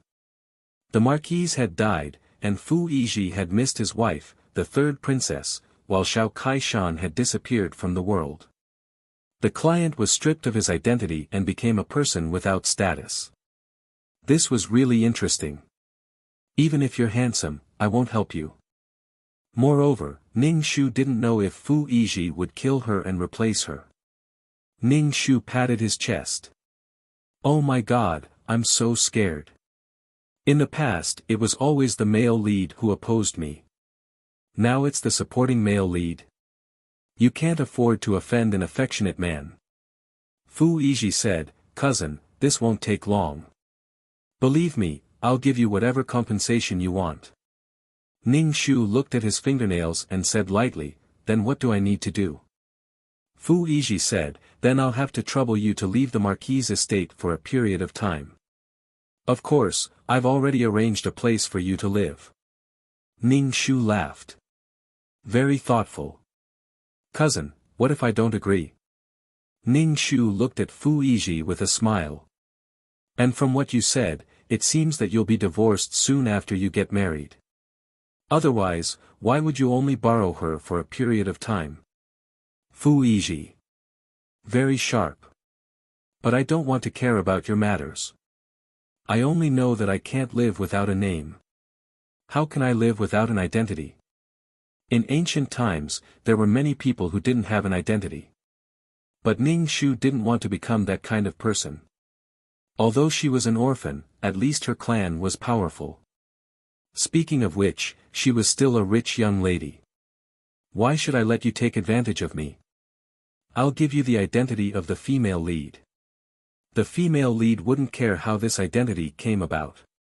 She probably wouldn't think about it. She wasn't really married to Fu Yizhi. She didn't care about her identity at all. As long as it wasn't the identity of the third princess, it was fine. Ning Shu's heart was boiling. Sigh, a child without a mother or father was like a blade of grass, especially an orphan living under someone else's roof. Fu Yizhi said, cousin, I can compensate you by borrowing your identity. When the time comes, I'll give you a rich dowry. I don't even have a marriage partner now. It's too early to talk about dowry. And this promise was too vague. Ning Shu didn't believe it. Of course, Ning Shu wouldn't open her mouth to suspect the female lead's identity. Once she revealed any suspicions, the female lead might just kill her and take advantage of her identity. Fu Yizhi probably also felt that his promise wasn't very good. He added, as long as you tell me what you want, I can satisfy you. Ning Shu said, since you're using my identity, then give me another identity. Fu Yizhi. Cousin, you mean? Fu Yizhi hadn't encountered a situation where he had to abandon his name and identity. Once he abandoned his identity, it meant that he was abandoned by his clan. The ancient people attached great importance to their clan and family. Once something happened, they would implicate the entire clan. Even creatures like friends were included within the scope of the clan. Ning Shu said with some distress, I'm just an orphan living under someone else's roof. If I don't agree, I'll seem like an ungrateful person. But without an identity, how can I live? Moreover, you're married under my name. You're going to live together for the rest of your life. Can't I be called Xiao Kaishan for the rest of my life? Instead of waiting for the name to be returned, it was better to create a new identity and start from scratch. Moreover, it would be under a more prominent clan. However, it would be easy to be implicated. What if these big shots weren't satisfied with the glory and wealth in front of them and chose to pursue higher power and wealth? Of course, she could also set up her own clan. Although it was a little poor, she didn't have to worry about being implicated because of other people's affairs. Fu Yizhi said, then what identity does cousin want? Ning Shu told him her identity. She planned to still use the surname Xiao, but with the same pronunciation. On the death anniversary of their parents, they would still worship their parents' children. In ancient times, there were countless people who concealed their identity. After all, it wasn't like modern times where one needed an identity card to get a room. Moreover, Ning Shu didn't want to have anything to do with the Marquis's mansion. Fu Yizhi breathed a sigh of relief. Finally, he made sense. He ran over excitedly. Only then did he think that when the prince returned, the princess would return to the prince's side. Then he would be considered married to his cousin. After their identities were changed, his cousin would become his wife. Fu Yizhi felt that he might not be able to bear it. Chapter 3059. He could not accept his wife suddenly changing into another person, nor could he accept his wife changing into another person. Therefore, the best way was to let his cousin leave and change her appearance. Fu Yizhi, who had achieved his wish, was very happy and generous. He said, "Cousin, do you have any other requests? Since you want to live alone, how much money do you need?" Ning Shu only said, "No need, my parents left me some money, it's enough if I spend it sparingly. I'll have to trouble cousin to take care of me for the past year. You're my aunt's daughter, your family." Ning Shu said. After achieving his wish, he gave her some benefits and then said she was family. After the client got married, something happened to the third Marquis. Even if the client wanted to stay in the Marquis's estate, she did not have any fate with it. Even if she got married to Fu Yizhi and used this method to stay in the Marquis's estate, when the third princess came, she still had to move and leave the Marquis's estate. Therefore, there was no need to force yourself to stay in a place that was not fated. The world was big, there would always be a place to settle down. With martial arts, there was no need to be afraid of being bullied. "Then cousin, when will you leave the Marquis's estate?" Fu Yizhi asked. Ning Shu smiled, "That will have to wait until you give me a new identity. I want to be independent. Since your wife used my identity, then I'm a new person." According to the genealogy, Xiao Kaishan was married to Fu Yizhi. If something happened to Xiao Kaishan in the future and she died of an illness, then Xiao Kaishan would be dead. Fu Yizhi nodded and said, "Then I'll be quick." Ning Shu grunted, "Cousin, take care. I can't walk now, so I won't send you off." Fu Yizhi did not care, he knew that the other party was unhappy. If one day he was stripped of his identity as the Marquis, Fu Yizhi, he would also be unhappy. But there were differences in identity. The Marquis was not the same as the Imperial Prince.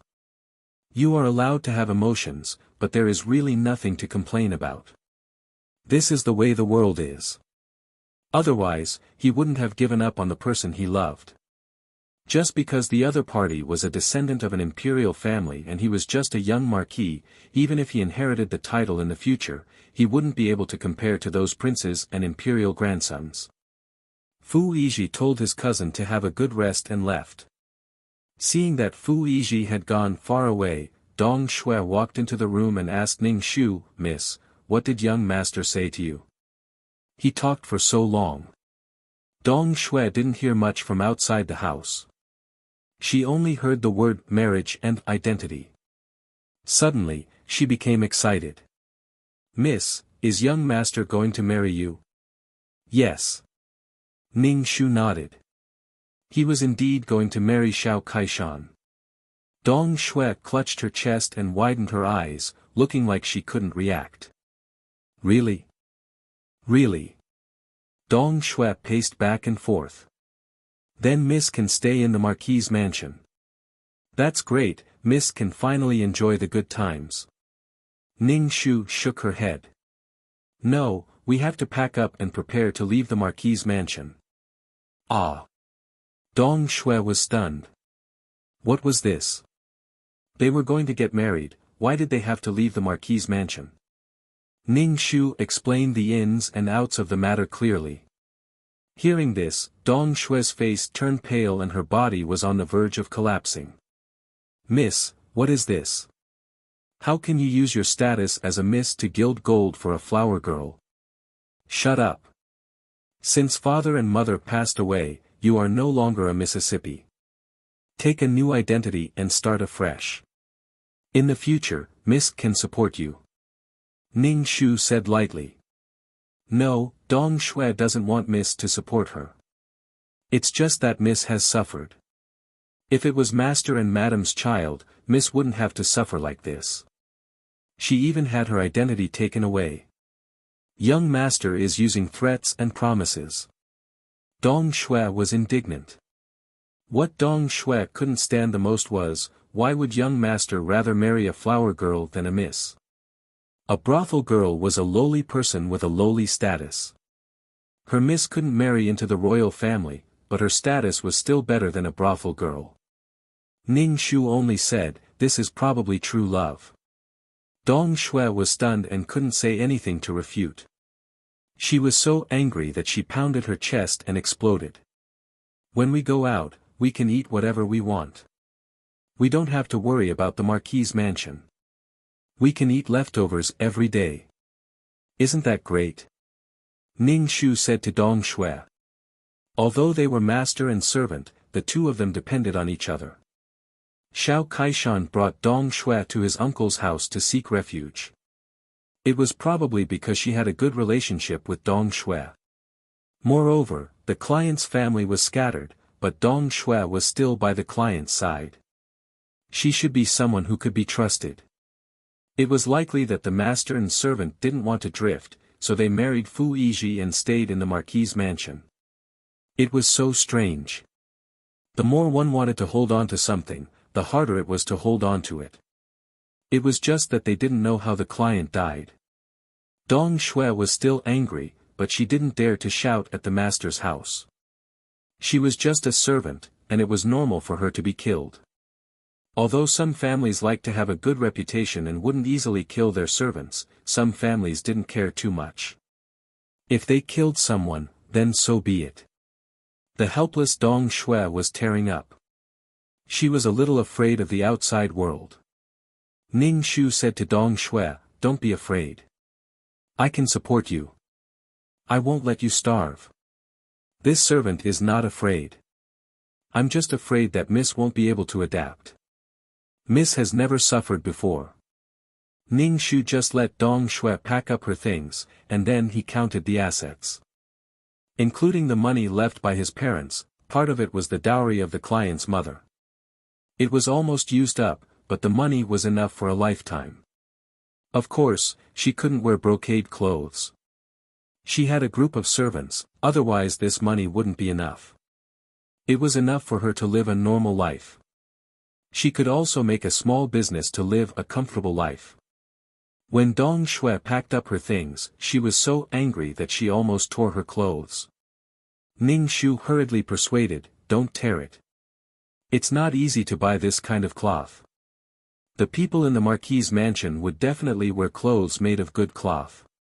In order to show their kindness to this orphan girl, they would give her 2 sets of clothes every season.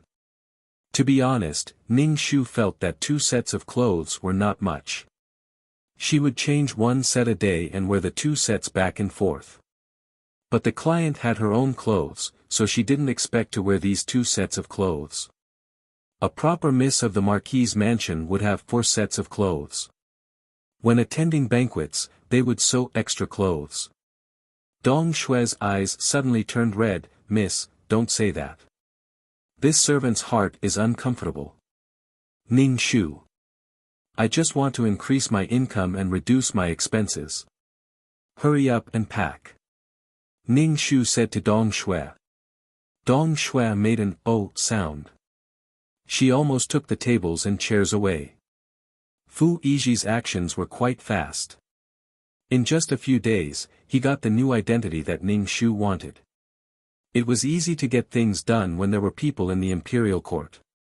Fu Yiji said, because you are an orphan girl, it's not good for you to appear out of nowhere. So you are under the name of a couple. But this couple has already passed away, so no one can find anything. Chapter 3060. Actually, Fu Yiji's brain, as long as he was not facing the female lead, was still quite clear. He had the brain of an heir. But once the hormones took control of the brain, sometimes the things he did were more crazy. But being crazy for love did not seem to be despised.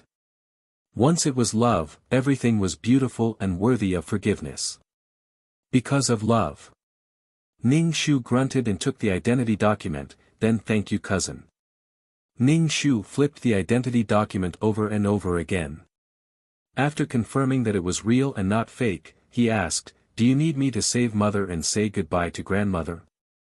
Fu Yiji said, since you have a new identity, then they are no longer your relatives. There is no need to say goodbye. You can leave from the back door. I have made arrangements, no one will see. Ning Shu did not have any feelings for the people in the house of the Marquis, and would not be hurt by Fu Yiji's words.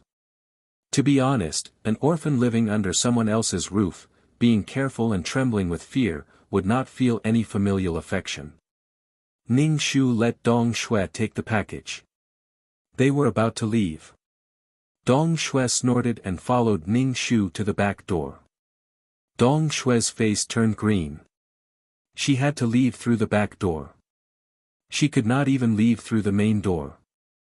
Fu Yiji sent Ning Shu to the back door and said, cousin, live well. Then he closed the door. Dong Shui was flabbergasted. Her eyes turned red, how can you be so heartless? Now Fu Yiji was anxious to marry the third princess, even if it was a fake marriage. Ning Shu curled his lips and said to Dong Shui, don't look, let's go. Mississippi, Dong Shui felt wronged, what should we do now? Find a place to stay. Do you want to sleep on the streets? Ning Shu took a package from Dong Shui. Oh, Dong Shui replied. Looking at the people coming and going on the street, she was a little confused. She didn't know where home was. Miss Biao. A male voice sounded surprised. Ning Shu turned around and saw a young man holding several books in his hands. They weren't dressed too well, but they were still dressed better than ordinary scholars. Young Master Qi. Dong Shui hurriedly bowed. When Fu Hongqi saw Ning Shu and his servant carrying several bags, he quickly asked, where are you going? There were many people in the Marquis's mansion. Other than the Marquis, there were a few other branches that lived in the Marquis's mansion. Fu Hongqi was the son of the third branch. His father was not the old madam's biological son, but the son of a concubine. Naturally, he couldn't inherit the title. Dong Shui was just about to speak when Ning Shu spoke first, I want to leave the Marquis's estate. But what happened? Eldest uncle allowed you to leave, and old madam also agreed. Fu Hongqi frowned. Old madam is reluctant to let you out. She was old madam's biological granddaughter. How could old madam bear to let her granddaughter suffer outside? Did you suffer some grievances in the Marquis's estate? Tell eldest uncle will make a decision for you. Did the servants in the estate give you a hard time? When Dong Shui heard this, she felt even more wronged. Just as she was about to speak, she was interrupted by Ning Shu. It's nothing. I just want to leave the Marquis's estate. I don't want to stay in the Marquis's estate. After all, I'm an outsider in the Marquis's estate. I don't feel comfortable. It's better to live outside. Fu Hongqi frowned. It's hard for a woman to live outside. You should go back. I'll accompany you to tell old madam. Old madam didn't like concubines. Moreover, they were the children of concubines. She only occasionally saw the concubines' daughters-in-law at family banquets. At other times, she didn't let them come. Fu Hongqi basically didn't go to the main courtyard. Dong Shui's eyes reddened. She suddenly felt that young Master Qi was much more humane than young Master Biao. And young Master Biao was such a bully. Ning Shu smiled faintly. He once again interrupted Dong Shui's words and said, no need. Goodbye, cousin Qi. If he went back now, Fu Yiji would probably tear him apart. Success was right in front of him. He wouldn't allow anyone to ruin it. Ning Shu bowed and left. Fu Hongqi quickly reached out to stop Ning Shu. Fu Hongqi's body moved faster than his brain. He reached out to stop Ning Shu. Seeing the other staring at him, he realized that he had acted rashly and immediately retracted his hand. He looked flustered and stuttered a little. "You're a rich young miss. You're unfamiliar with the people and the place. How are you going to live?" This time, Dong Shui was afraid that her young miss would steal the conversation and immediately said, "Yes." How was she going to live? Her heart was panicking. Ning Shu was very calm and indifferent. "I already have a plan." "Thank you for your concern, cousin Qi. Why do you suddenly want to leave the Marquis' estate?" Fu Hongqi asked. "Because I'm not happy. But don't tell anyone that you saw me leave." "Why?" Fu Hongqi asked again. Ning Shu wanted to roll his eyes. "You have 100,000 whys." Ning Shu said, "Cousin Qi, if you don't let me go, I'm going to shout molestation." "You!" Fu Hongqi almost jumped up. He stared at Ning Shu dumbfoundedly. Ning Shu directly walked past him. This time, Fu Hongqi didn't dare to stop him. He was a little afraid that Ning Shu would really shout molestation.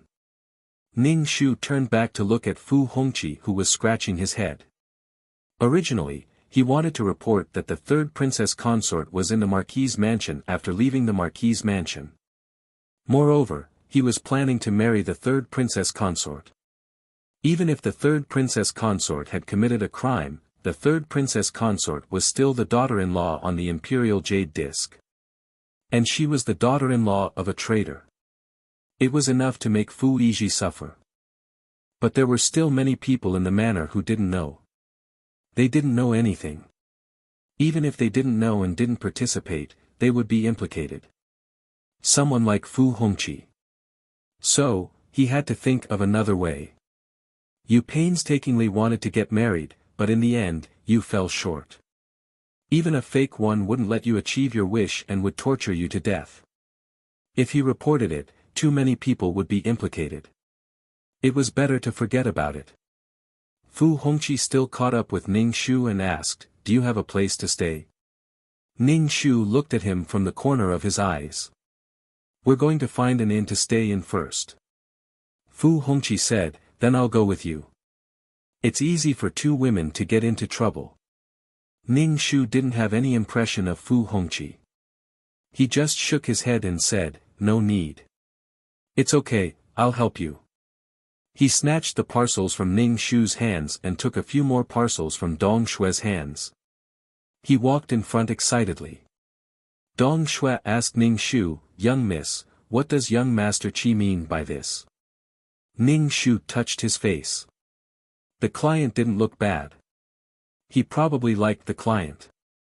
Maybe he was happy to help others. "Don't be so smug." Ning Shu said, "He's a scholar.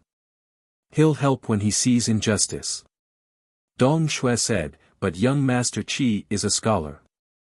I heard that he's going to take the Shiozai examination soon. How can he help?" Melons, this was just a metaphor. Fu Hongqi found an inn and said to Ning Shu, "This inn is not bad. It's quite safe." Ning Shu paid the accommodation fee. There was only one room. The two ladies could just squeeze in. Dong Shui agreed, but she felt wronged.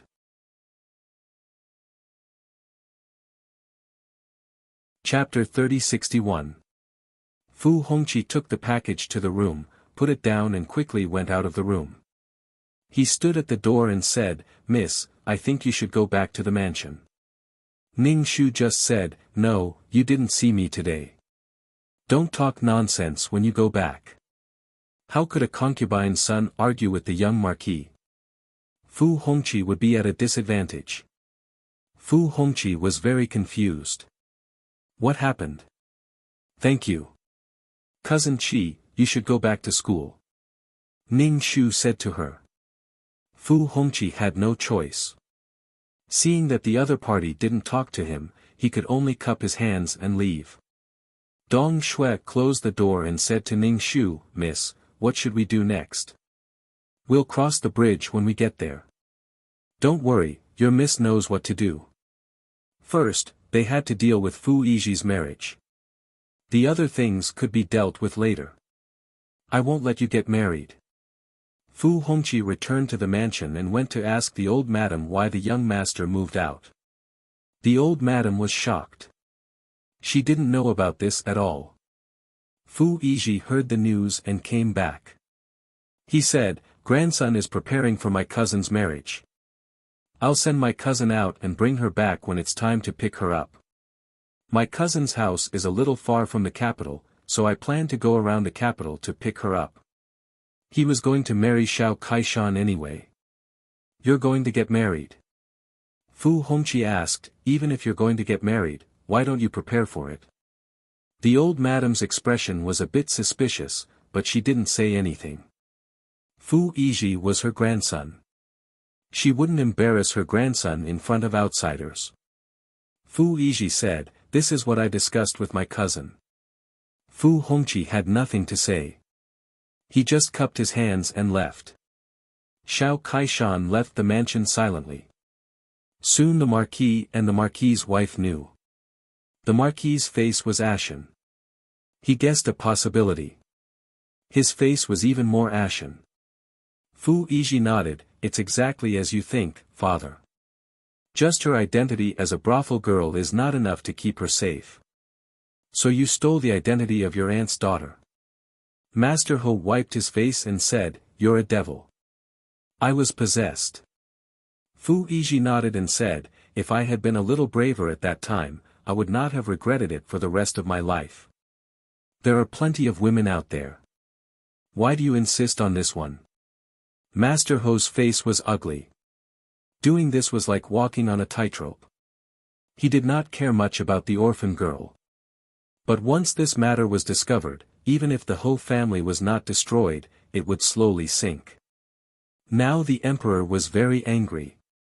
Fu Yiji said, "The other women are not her. What's the point? And I promise that there won't be any problems with this matter." Master Ho couldn't take it anymore and slapped him across the face. "Promise? What promise do you have? You're gambling with all the heads of the Ho manor. I'm going to hand her over. She can't stay in the Ho manor." "Father." Fu Yiji was shocked. Fu Yiji didn't care about the slap before, but this sentence made Fu Yiji kneel on the ground, looking frightened. "Father, you can't do this. If you hand her over, she will suffer a lot." Master Ho said coldly, "She is the third princess consort. When she was living a life of luxury, she couldn't even touch the edge of the Marquis's mansion. Since she was living a life of luxury, she should have thought of the day when she would lose it. If she suffers, why does she have to drag the entire Ho manor down with her? What does the Ho manor owe her? Because your son loves her. Moreover, the third prince will return sooner or later. Your son knows that you want the Marquis's mansion to be a little higher. Why don't you bet on the third prince? Father, the third prince is definitely someone worth following. Only with investment can you reap the rewards. Father, this is an opportunity." Fu Yiji tried to persuade him. "Then you can hide her outside." Fu Yiji said, "Father, you know that the search outside is very tight now." This time, the emperor was furious. Maybe he knew that this was not his son's doing, but he wanted to punish the chicken to warn the monkey. At the same time, none of these sons could escape. So recently, those princes were unlucky. Today, a prince was impeached and was scolded and punished by the emperor. Tomorrow, another prince was impeached and the emperor roared and must be punished.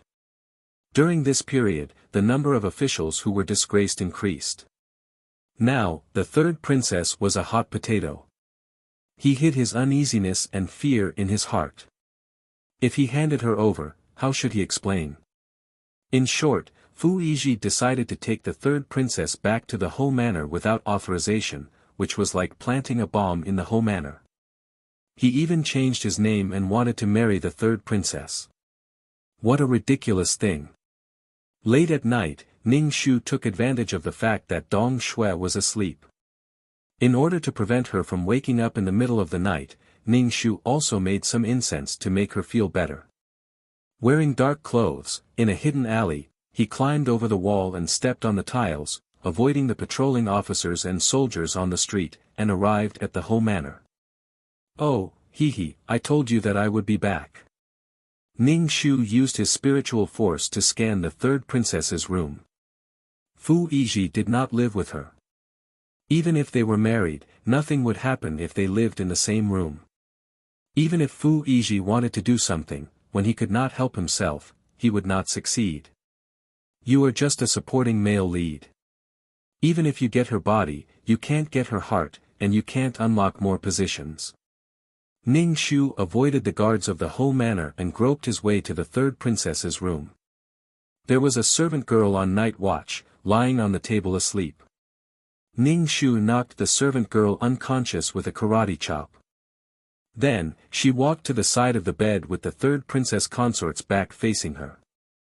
Ning Shu then knocked the third princess consort out with a karate chop. The third princess consort was already asleep. Once she fainted, she did not make a sound. Ning Shu shook his hand. His hand hurt, so he picked up the third princess. Ning Shu originally wanted to carry the third princess away, but as soon as he carried her, his shoulder pressed against her stomach.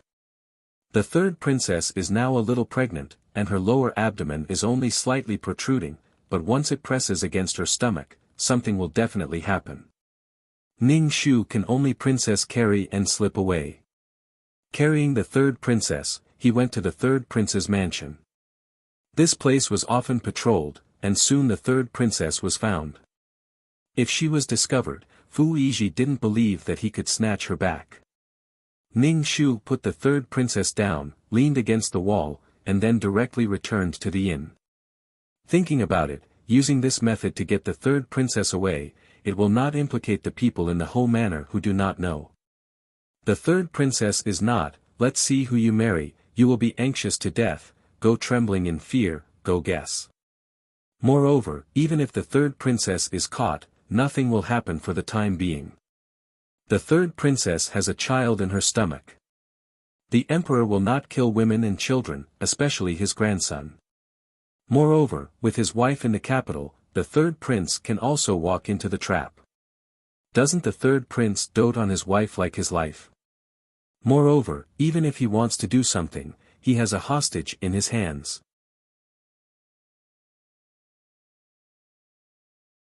Chapter 3062. Ning Shu placed the third princess near the gate of the third Wangfu. When he left, in order to avoid being intercepted, Ning Shu planned to lead the patrolling guards to this place.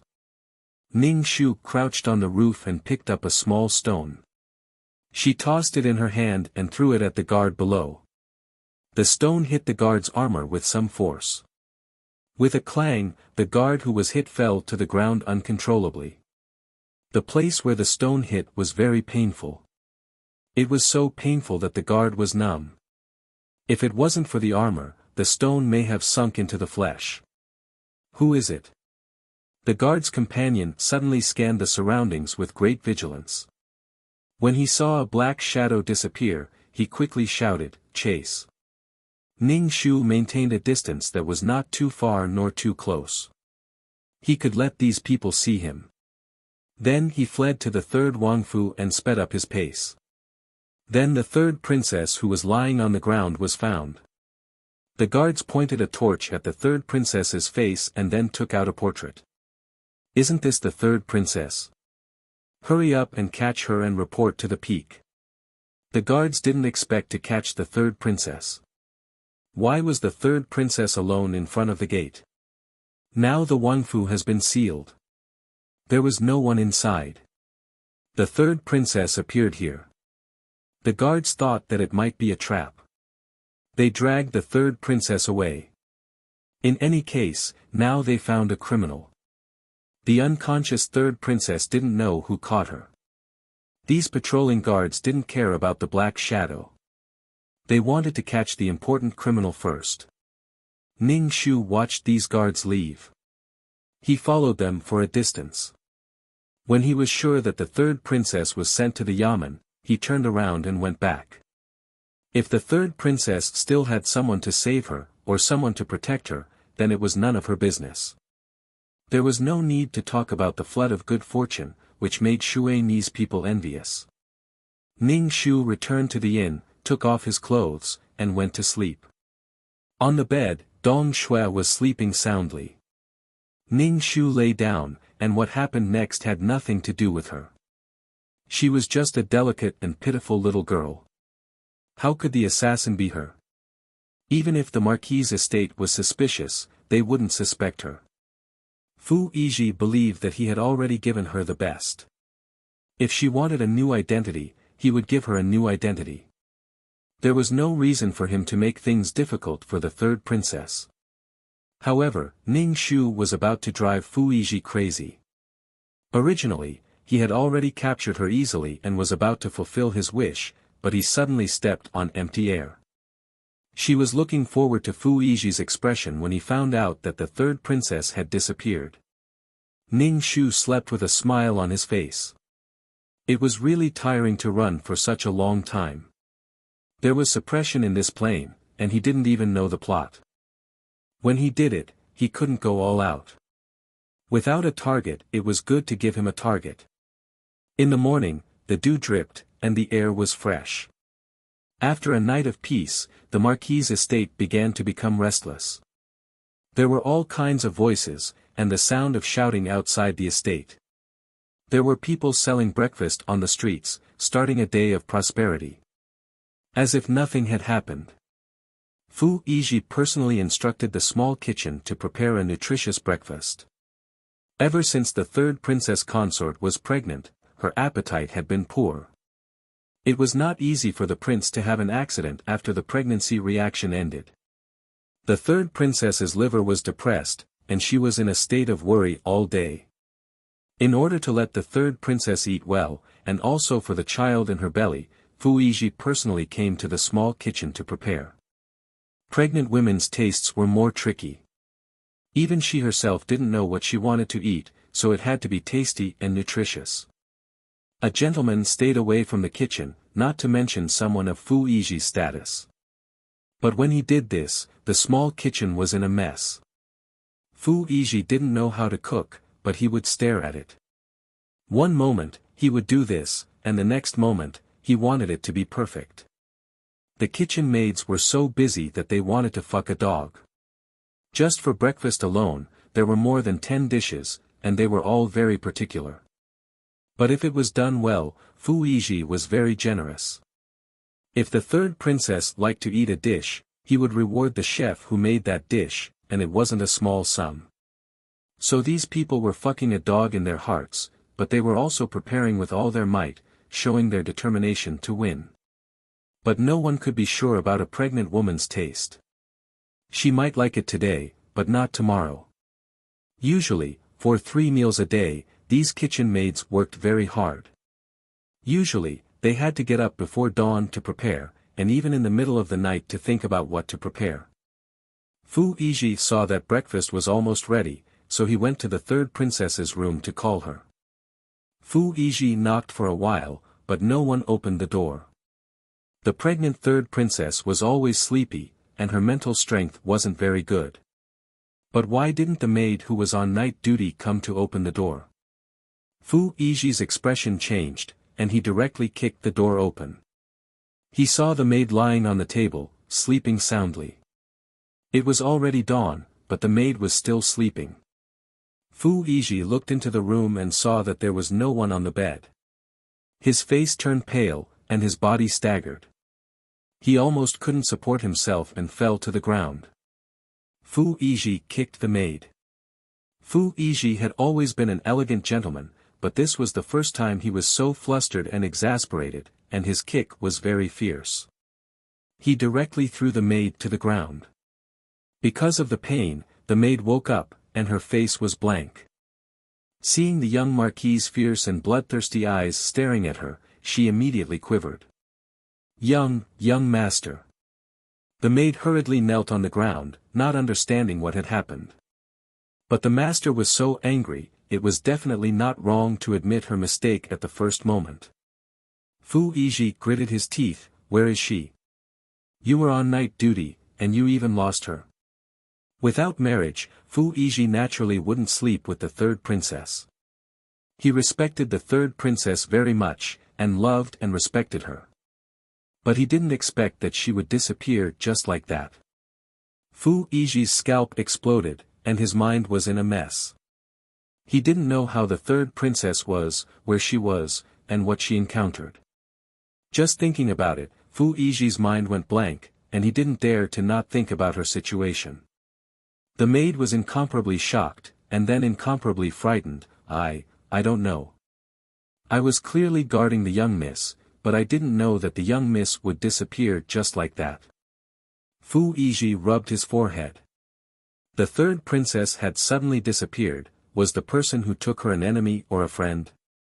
Fu Yizhi also knew that this maid had been sneak attacked, but he still couldn't help but scold her as an idiot, and kicked her body. The maid fell to the ground, not daring to resist. She only trembled on the ground, and didn't say anything. Fu Yizhi wouldn't waste time on a maid, and after thinking about it, he directly went to a concubine's courtyard. Young master and concubine haven't woken up yet. The maid stopped Fu Yizhi, who was rushing into the room. Fu Yizhi was burning with anxiety. In one night, a living person had disappeared for no reason.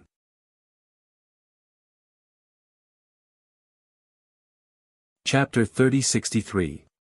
It was silent and did not alarm anyone. At least, no one in the manor noticed. There were guards in the manor. Not everyone could enter the manor. If it was not someone outside, then it must be someone inside. Father did not agree to keep the third princess in the manor, so he took her away. Only father knew that it was the third princess. The marquise and the old madam thought it was a prostitute. So, it was very likely that Master Ho took her away. Get out of my way. Fu Yizhi directly kicked the servant girl away. Right now, anyone who stood in his way would not have a good ending. In the room, a concubine was tidying up Master Ho's clothes. Fu Yizhi just barged in. Fortunately, he had gotten up and dressed. If not, it would be very awkward. Master Ho could not only have Marquise as his only woman. He also had concubines. It was normal for him to sleep in the concubine's room. Master Ho's face was cold. What is this? Even if it was just a concubine, there was a difference between men and women. Moreover, she was Fu Yizhi's elder. How could she barge in like this? You have studied so much. It was not easy to have a break and he did not have to go to court early. However, his son barged in without any reason and looked secretive. Master Ho was very disappointed with his son recently. He was using up the good impression and ability he had accumulated before. If it was not because Fu Yizhi was very outstanding and famous in the past, he would not be so lenient. He was called a young talent, good-looking, and a legitimate son. He had a good hand, but now it seemed that he was playing worse and worse. Master Ho did not want to give up his legitimate son unless it was a last resort. In the future, the title would definitely be given to his legitimate son. Fu Yizhi saw that the concubine was present. He held back and said, "Father, I have something to say to you. It is very important." Master Ho left the concubine's courtyard and went to the study. Fu Yizhi immediately said anxiously, "Father, the princess is missing." Missing? How could she be missing? Master Ho frowned. Would this woman's disappearance bring disaster to the manor? Moreover, who was it that took it away? Would they report it to the Marquis' estate? Or was there someone monitoring the Marquis' estate? They hadn't even gotten married, yet something like this had already happened. It made people tremble with fear. They felt as if there was a head hanging over their heads, but they didn't know where it came from. Fu Yizhi's eyes were red as he asked, "Father, did you hide her?" Master Ho was speechless. No. Master Ho denied it flatly. He wasn't the one who took her away. Since she didn't disturb the mansion, maybe it was the third prince's men who took her away. Now Master Ho only hoped that it was the third prince's men, not someone else. Now that someone else had something on him, it was quite a terrible thing. Now, she was just a brainless person, yet she was suspecting that he had taken her away. Damn it, stupid as a pig. Fu Yiji was now in a state of confusion due to his concern. He did not make any sound, and did not leave behind any words. Fu Yiji became even more worried, thinking that something bad had happened to her. Father, only you have the ability to disappear from the manor without a sound. Fu Yiji looked stubbornly at Master Ho. His heart was frying. He was about to marry the princess, even if it was fake. Everything was ready. They were just short of getting married. But now she was gone. He was just short of having her. Just a little bit, just a little bit. Fu Yiji was extremely upset. He hated himself for not guarding her. He thought that she would be out of danger when she arrived at the manor. But he didn't expect that the people in the manor were even more dangerous. Because the third prince was now a rebel, no one dared to approach him for fear of implicating the manor and its wealth. And there were so many people in the manor. Bastard, instead of asking me for her, you might as well go out and ask around. Master Ho rubbed his eyebrows. Children were all debts. Ever since Fu Yiji was young, he didn't need the adults to worry about him when it came to studying. However, love was something that drove him crazy.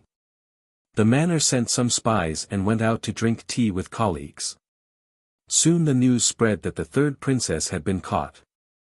As for how she was caught, it seemed that the third princess returned to the manor and fainted in front of the manor. She was discovered by the patrolling guards. Such a dramatic discovery.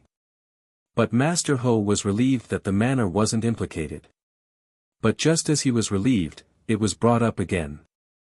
The third princess was originally in the manor. Why was she in front of the manor in a coma? It was obvious that she was knocked out and brought to the manor. She was discovered on purpose. Then who was it? Master Ho wanted to curse. What the hell? Would someone appear to accuse the manor of harboring a fugitive? Fu Yiji knew that the princess was caught. His heart ached. He looked at his father with an inexplicable gaze. Father, did you do this? Let the princess appear in the manor and be discovered. This way, the manor wouldn't be implicated. Father, why didn't you tell me? Master Ho, he didn't want to talk to this retard anymore. Why did he insist that he was the one who took her away? Master Ho was so wrong that he wanted to beat this son of a bitch to death. Don't stare at me with eyes that are worse than death. You treat a little admiration as a great thing in life. You also treat everyone around you as bad people who want to break up your love. Fu Yiji wanted to see the third princess, but Master Ho tied him up and locked him in a small dark room. He hung the portrait in front of Fu Yiji and made him look at his lover every day. He only gave him one meal a day, a tattered quilt, and an unknown stench and musty smell. Fu Yiji's life was too smooth. He was the young marquis. When the time was right, he would inherit the title of marquis. He lived a life of luxury and opened his mouth to eat and stretched out his hands to wear clothes. Now that he didn't get a response from a woman, he was particularly persistent. If he was still so stubborn, Master Ho felt that he could give up this son. As for the third princess, Fu Yiji didn't care about the interests of Ho's mansion at all. Ho's mansion was in danger now. Someone sneaked into Ho's mansion and took the third princess away. It meant that someone was watching Ho's mansion. Master Ho felt a chill in his heart. Maybe it was the emperor's secret guard who was secretly observing everywhere in the capital. Fu Yiji's behavior was transparent in the eyes of others. Master Ho's brain was about to explode. This troublesome son of his still said that he took the woman away. Where was his brain? Like a madman, he pulled him apart. He directly locked him up. Out of sight, out of mind. His son was unreliable, so he could only rely on himself. He secretly inquired about the princess to make sure that Ho's mansion would not be implicated. Fu Yizhi was locked in a dark room. There was not even a candle. There were 2 glazed tiles above his head. During the day, sunlight could come in. But at night, there was no light. It was as dark as it was outside. Fu Yizhi wanted to sleep, but he had to wrap himself in a quilt. The quilt seemed to be a little damp. It was very uncomfortable to sleep on it.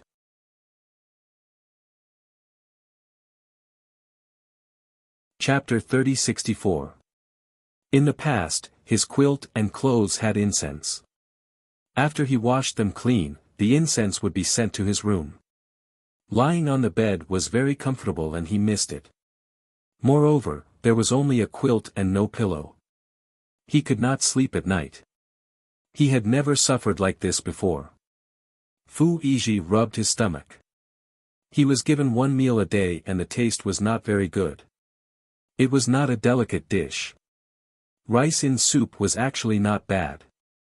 But for Fu Yizhi, it was very difficult to endure.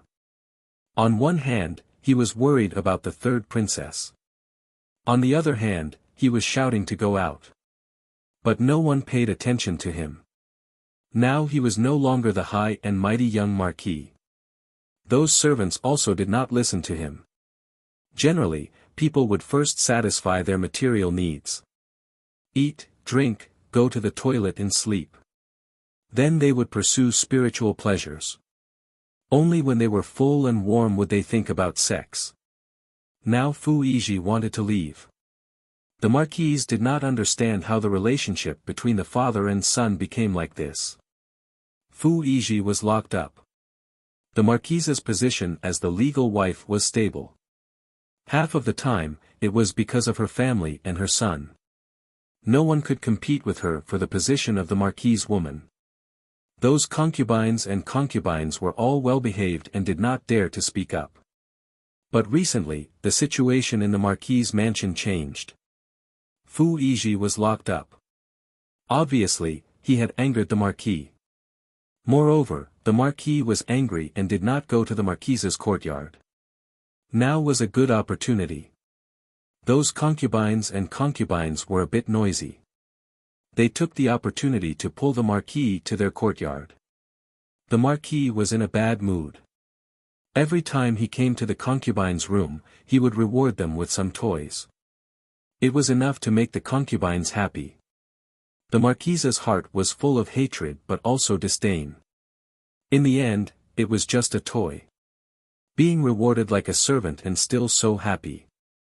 The marquise had been in charge of the inner residence for a long time. She knew that if the east wind was not suppressing the west wind, then the west wind was suppressing the east wind. There were concubines who were firmly suppressed by the legal wife. There were also legal wives who were trampled on by the concubines. Moreover, the marquise understood that her husband was doing it on purpose. Because of Fu Yizhi, he was angry with her. The marquise was mentally and physically exhausted. Ever since her son fell in love with Minister Qin's daughter, it was as if he was repaying a debt. What exactly did he owe that woman? Now that she was married, her son was actually going to be a widow for the rest of his life. He was the young marquis and would be a marquis in the future. How could he inherit the title of marquis without an heir? It wasn't easy for him to get married, but he ended up marrying a brothel girl. He didn't know what happened, but the woman suddenly left. The conflict between her husband and son was definitely because of that woman from the Qin Tower. If this continued, there would be no place for them in the marquis' estate. The marquise went to the door of the solitary confinement room and talked to Fu Yizhi, who was bored to death. There were 4 walls. There were no books. There was nothing. Fu Yizhi had to go from day to night, and then from night to day. It was a terrifying torture. The marquise tried her best to persuade her son not to be angry with his father. She also told him about the recent situation in the marquis household. Your father likes concubine Zhou's son and wants him to be the top scorer in the imperial examinations. Your title will be taken away by someone else. Fu Yizhi didn't believe such words, but his heart was very angry. Since he was young, he was the young marquis. For Fu Yizhi, inheriting the title was a matter of course. Now that he suddenly had to give his title to someone else, Fu Yizhi found it hard to accept. What originally belonged to him, what should have belonged to him? How could it be taken away by someone else? When he had it, he didn't feel anything.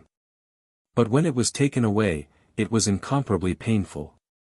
If you want to destroy a person, it is to take back everything that was given unconditionally.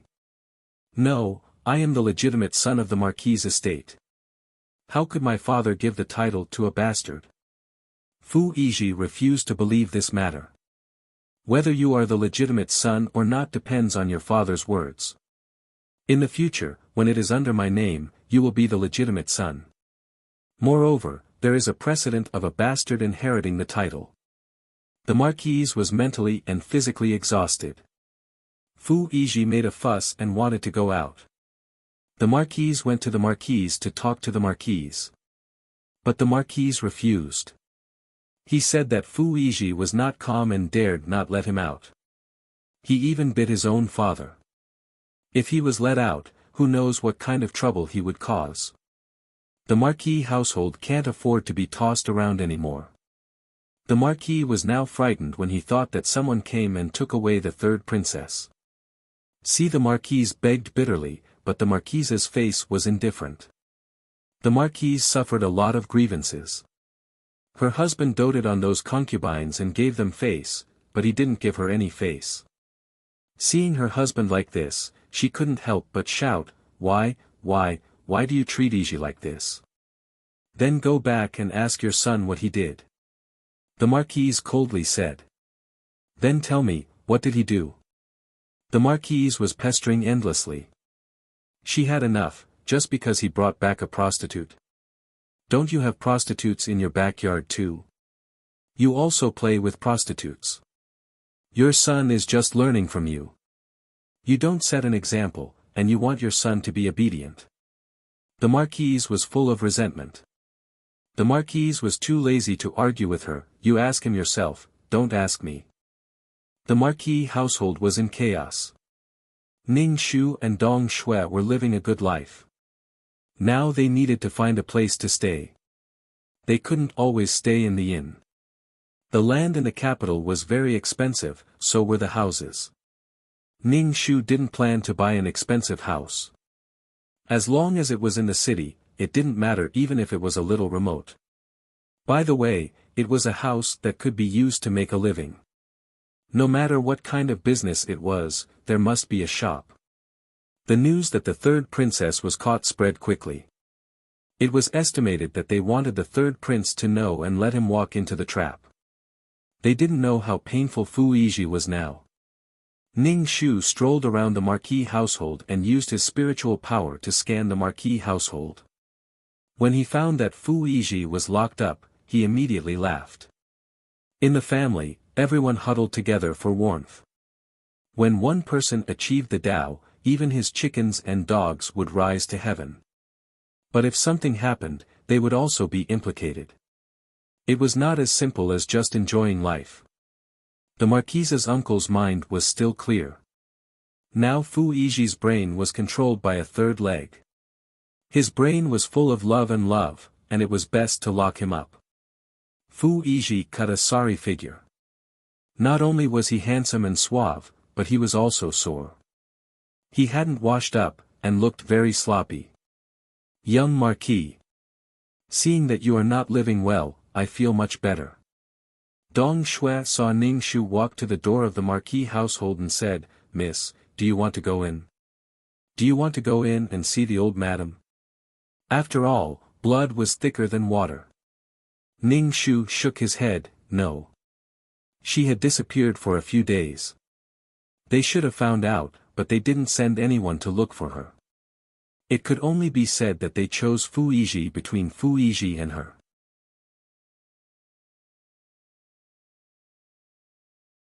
Chapter 3065. There was a difference between close and distant relatives. This wasn't a sad thing, it was fine as long as one got over it. Dong Shui sighed, "Old madam didn't ask you, but young Master Qi came to see you." Fu Hongqi did come to the inn to look for her, saying that he wanted to see if she needed anything. Ning Shu said she didn't need any help. When Fu Hongqi came, he brought some silver, some broken silver, and a small bag. It seemed that Fu Hongqi had saved it. When Fu Hongqi gave the money to Ning Shu stared at him. Fu Hongqi couldn't sit still and his ears turned red. Ning Shu was a little more certain now. This scholar probably liked his clients. Otherwise, he would come to the inn for no reason and wouldn't even study. The client wasn't bad looking. Although Fu Hongqi was the heir of the marquis, his status wasn't good. He was just the son of a concubine and wouldn't inherit the title in the future. At most, he would be given a meager amount of property. If the client married Fu Hongqi, it wouldn't be considered climbing up the social ladder. Ning Shu didn't want to have any contact with the people of the marquis's household. She directly told Fu Hongqi not to come find her. Then Ning Shu changed to another inn. As for whether Fu Hongqi came to the inn to find her, she didn't know. What was so difficult about being confined by your own father? Without love, power, and title, that was called suffering. As for the third princess, Ning Shu didn't care much about her. If anything happened to her, it had nothing to do with her. Moreover, she took the client's name and didn't refuse. She took advantage of it. Now, she didn't want you to take advantage of her name and status. Since you've enjoyed glory and wealth, now that you're in trouble, you should accept it. Even if something happened to the third prince, the third princess lived a life of luxury in the marquis's household. She was carefully taken care of. Then, the third prince returned and became the empress. Then she continued to enjoy life. She must have saved the universe in her previous life to have such good fortune. Ning Shu found a house. It was the kind of house that could be used to do business. It wasn't a problem to do a small business. However, it wasn't cheap either. It cost a few hundred taels. If it was an ordinary person, they might not be able to buy it in their lifetime. It was comparable to the price of a house in modern times. Ning Shu bought it and went to the yamen to complete the paperwork. Although Dong Shui was distressed, she was very active in cleaning. After all, it was her home. With a house, she had a place to live. It was also very comfortable. These days, Dong Shui had been wandering around with Ning Shu, and her heart was a little wild. How could a lady from the boudoir casually go out like this? After tasting the taste of freedom, she did not want to be restrained. Dong Shui was happy that she didn't have to worry about other people's opinions. However, she was worried about what to eat every day and how to save money. After she became the head of the household, she felt distressed every time she spent a sum of money. Every day, the young miss would give her some money to buy vegetables and meat, as well as other necessities for the family. Dong Shui wished she could save as much as possible. She also knew that her young miss had bought a house and did not have much money on hand. While Ning Shu was thinking about how to make a living, Fu Yizhi, who was locked up in the small dark room, felt a crisis. If he continued to be locked up like this, he might lose his title. Moreover, he did not know how the third princess was doing. Fu Yizhi learned from the painful experience and insisted on leaving here. He could not stand it anymore. He ate, drank, defecated, slept in the same room, and even used the same room to relieve himself. Although there was a toilet bowl, it did not mean that it did not stink. The smell in the room was suffocating. Fu Yizhi had never spent so many days with his own excrement. He was simply an animal. He was like an animal locked up in a pen. How could his father be so cruel? He pulled the servant who delivered the food and said that he wanted to see the marquis. He asked the servant to inform him that there would be benefits. Fu Yizhi did not count on his status as the young marquis to make these servants obedient. He could only tempt them with benefits.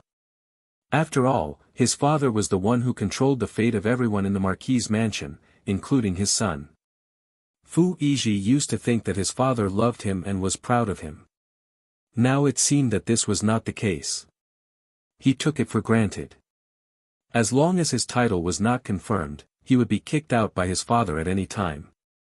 He was not the only son. It was only when he held it in his hands that it was real. The Marquis did not trust his son very much.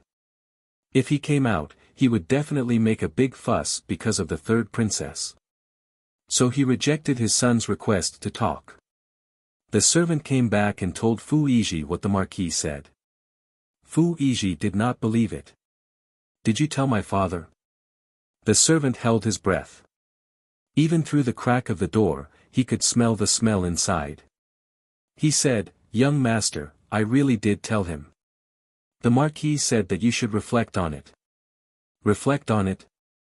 How could he reflect on it? He had promised that he would not look for the third princess when he went out. Now that the third princess was caught, he would not take action. Instead, it would make the third princess's situation worse. The servant pried Fu Yizhi's hands away. There was dirt on his hands. When he grabbed himself, he seemed to be stained with a foul smell. The young master who was like a banished immortal was now in such a sorry state. He fell from the clouds. The Marquis was insulting the young master's self-esteem. Don't turn against him. The Marquis might be kind enough to let the young master reflect on it, but the young master might think otherwise. As for why he should reflect on it, as a servant, he did not know what the young master had done that made him reflect on it. He had seen the young master's sorry state. When the young master came out, he did not know what to do with him. From tomorrow onwards, he would take turns to deliver food to the other servants, so as not to be killed. The servant left the food and left. Fu Yizhi looked at the food on the floor. It was very simple. There were no hard dishes. There was no chicken, duck, or fish. There was only some shredded meat and vegetables. Fu Yizhi was so angry that he wanted to flip the plate. But there was only one meal a day. If he flipped it over, he would have to starve for a day. It was not that he had not flipped it over before. In the end, he had to starve for a day. He was the young Marquis. Now, he was in such a sorry state because of a meal. Fu Yizhi sneered. Without power, he could not protect the people he cherished. Without power, he would be trampled on. Before, he was the glorious young Marquis. Now, he could not even be compared to a servant. Fu Yizhi did not dare to pick up his clothes and smell them. They were too smelly. The Marquis's wife would occasionally send some food and 2 sets of clothes. But without washing up, even if he wore the clothes, it would still be smelly. Fu Yizhi said to his mother, "Mother, I want to take a bath. I can't stay here any longer. I will go crazy." The Marquis's wife was very distressed. But she still said, "Yizhi, bear with it. You will be able to leave soon. Your father is still angry." Fu Yizhi's heart suddenly ached. He asked, "What does my taking a bath have to do with my father being angry? Could it be that he could not even take a bath when his father was angry?" Fu Yizhi never knew that he could be so pitiful. The Marquis's wife naturally heard the resentment in her son's words. "Only your father has the key to this house. If he does not let you out, you will not be able to leave."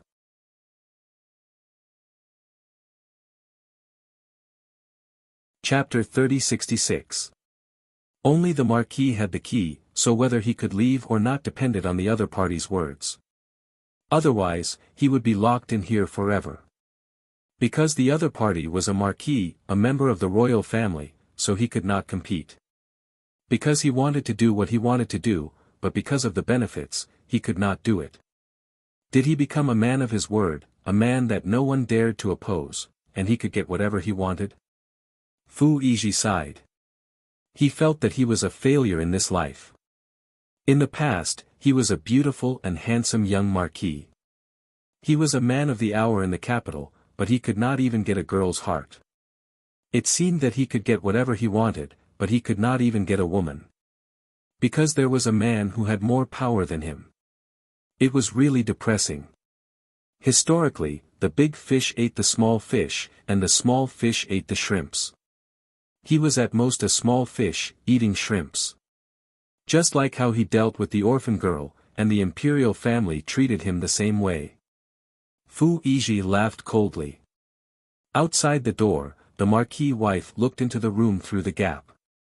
It was a little dark inside, and her eyes were not used to it, so she could not see where Fu Yizhi was. There was a smell at the tip of her nose, and it seemed to be the smell of sweat and excrement.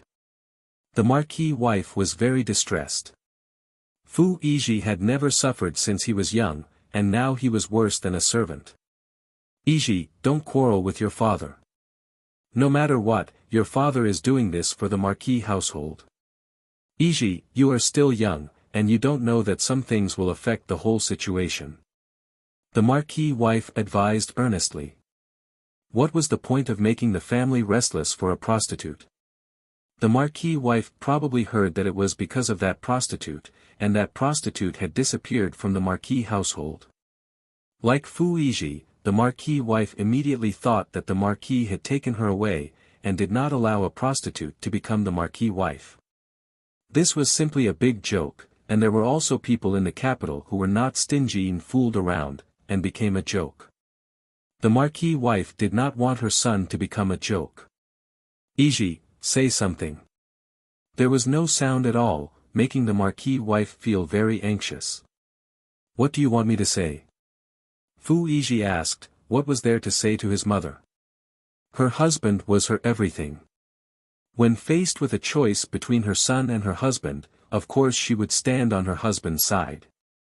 The marquise was a little unsteady on her feet. She felt that her son was really bewitched.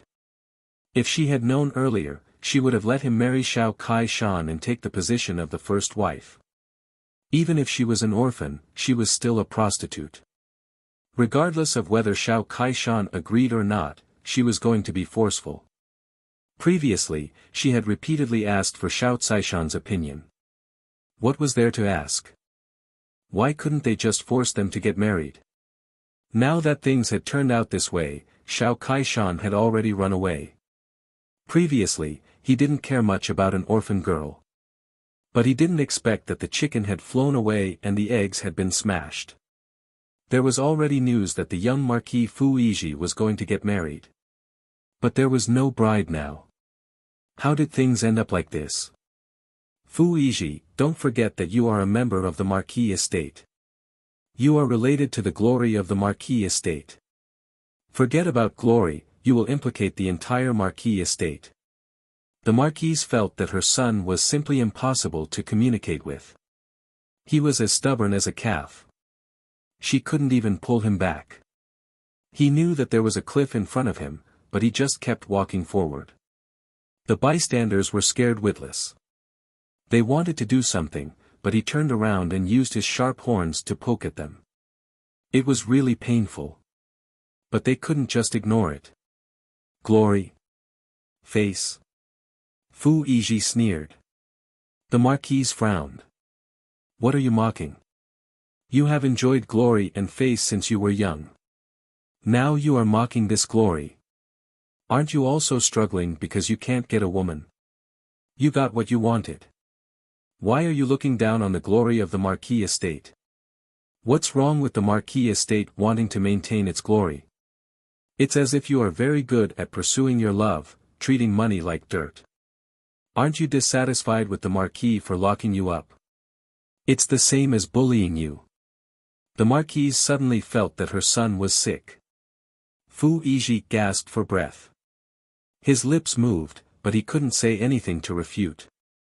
But his heart was screaming. No, it's not like this. He clenched his fists and leaned against the wall. They didn't understand. Sometimes it wasn't others who moved him, but himself who moved himself. What he did was all his own business. What did it have to do with the third princess? NNN. Fu Yizhi fell into his own imagination.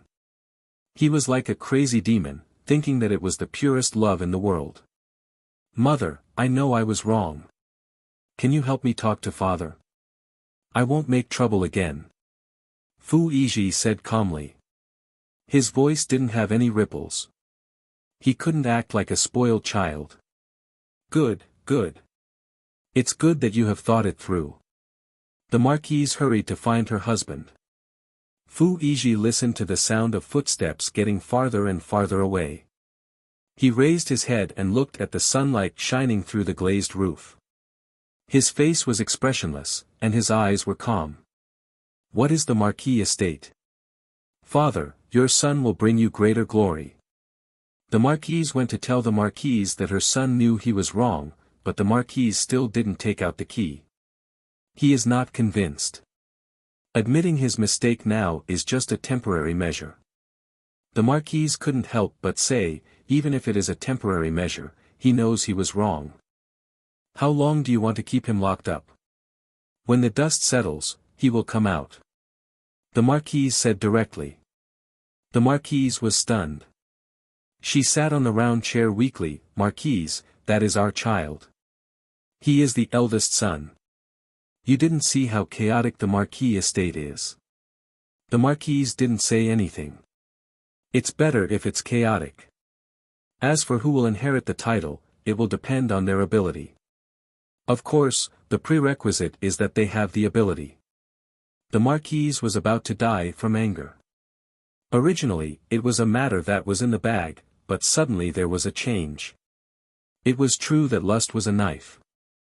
Moreover, it seems that Fu Yizhi's chances of inheriting the title are gradually decreasing. The Marquise had a splitting headache. How can you be so cruel? That was the child he was proud of. Now the child was just a little confused and suddenly rebelled. As the child's father, he didn't care and even wanted to deprive him of his glory. How cruel! It's not that I am cruel. It's just that he is living too well. So well that he doesn't even know that he is a member of the Marquis estate. The Marquise waved his hand to let the Marquise go. You don't have to worry about him. When the time is right, he will definitely come out. The Marquise almost cried. When the time comes, everything will be cold. How can a young Marquis be locked up for so long? A person who has never made a mistake was suddenly locked up. It will definitely lead to a lot of speculation. How big of a mistake did Fu Yizhi make? The Marquise wanted to say something, but the Marquise lowered his head and continued with his work, ignoring her. How can she see the child, /BK?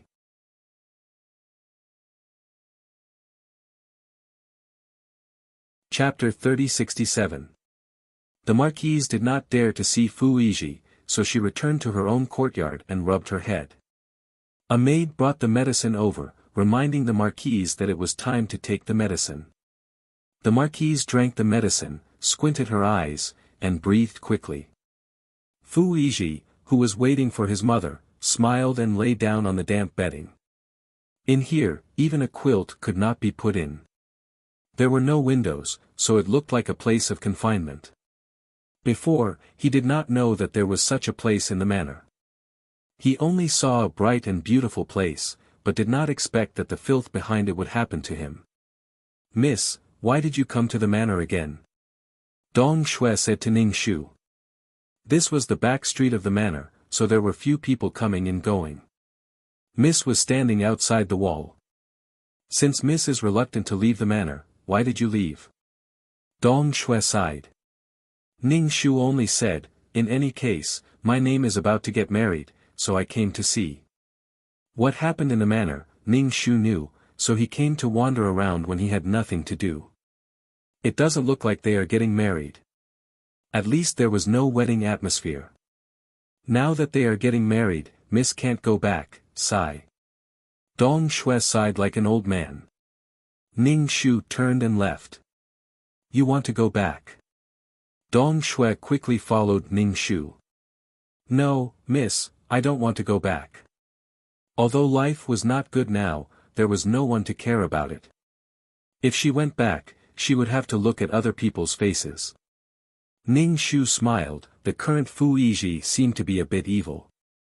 For love, he became evil, so touching.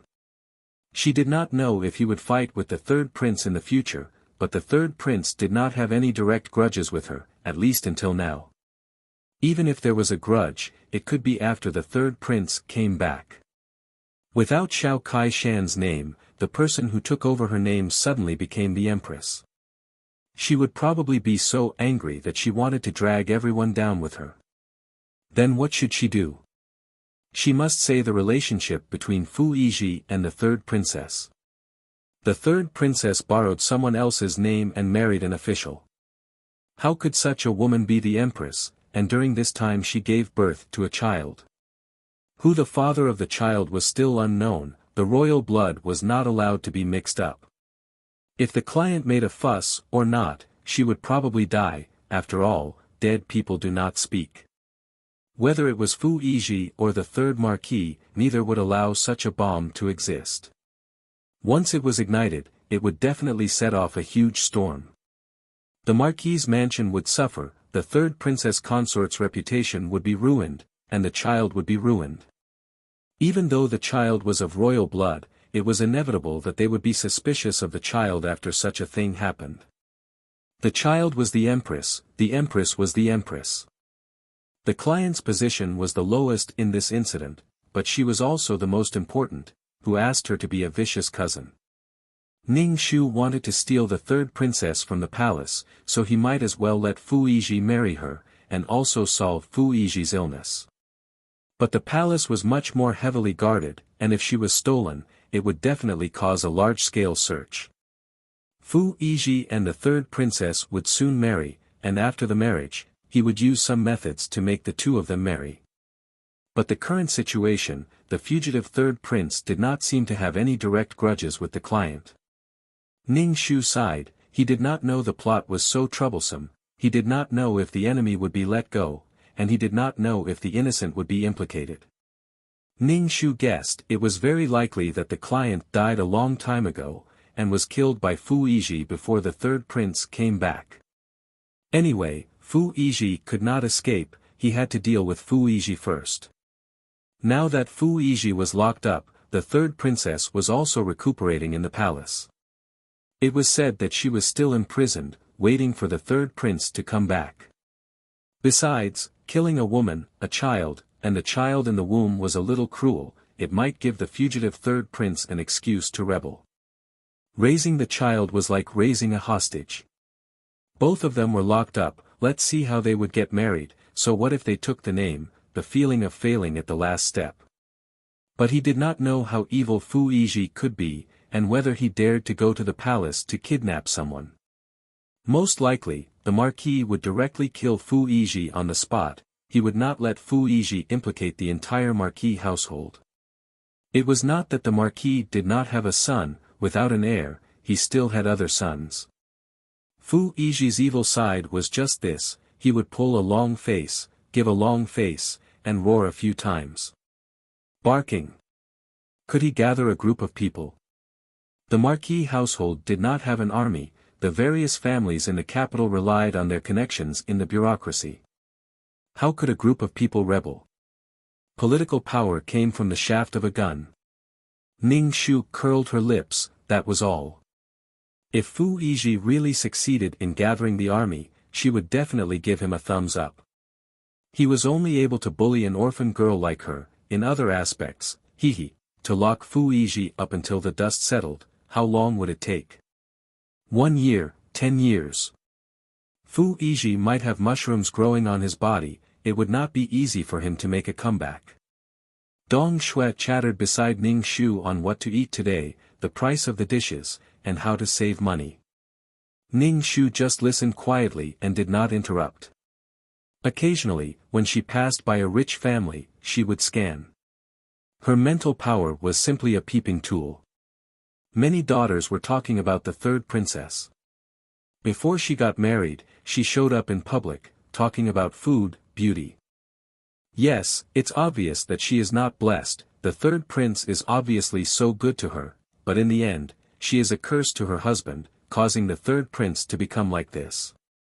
Indeed, she is not blessed. Life is unpredictable, no one knows what will happen in the future, the third princess is quite pitiful. Someone sighed, with a pitiful face.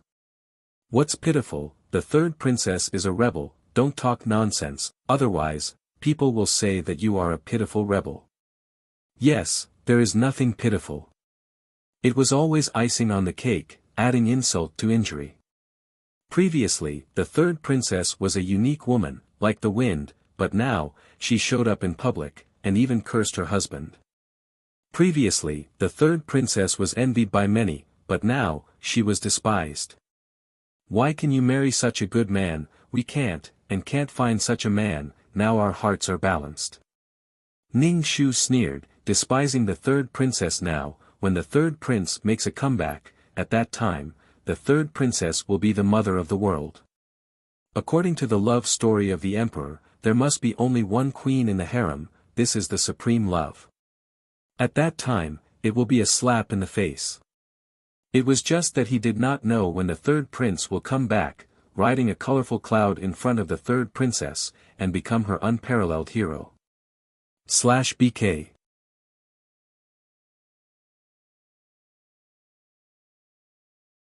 Chapter 3068 I wonder how worried the locked-up Fu Yiji will be about the third princess. Let her be your messenger and convey your feelings of yearning. At night, Ning Shu lit some calming incense and let Dong Shui fall asleep.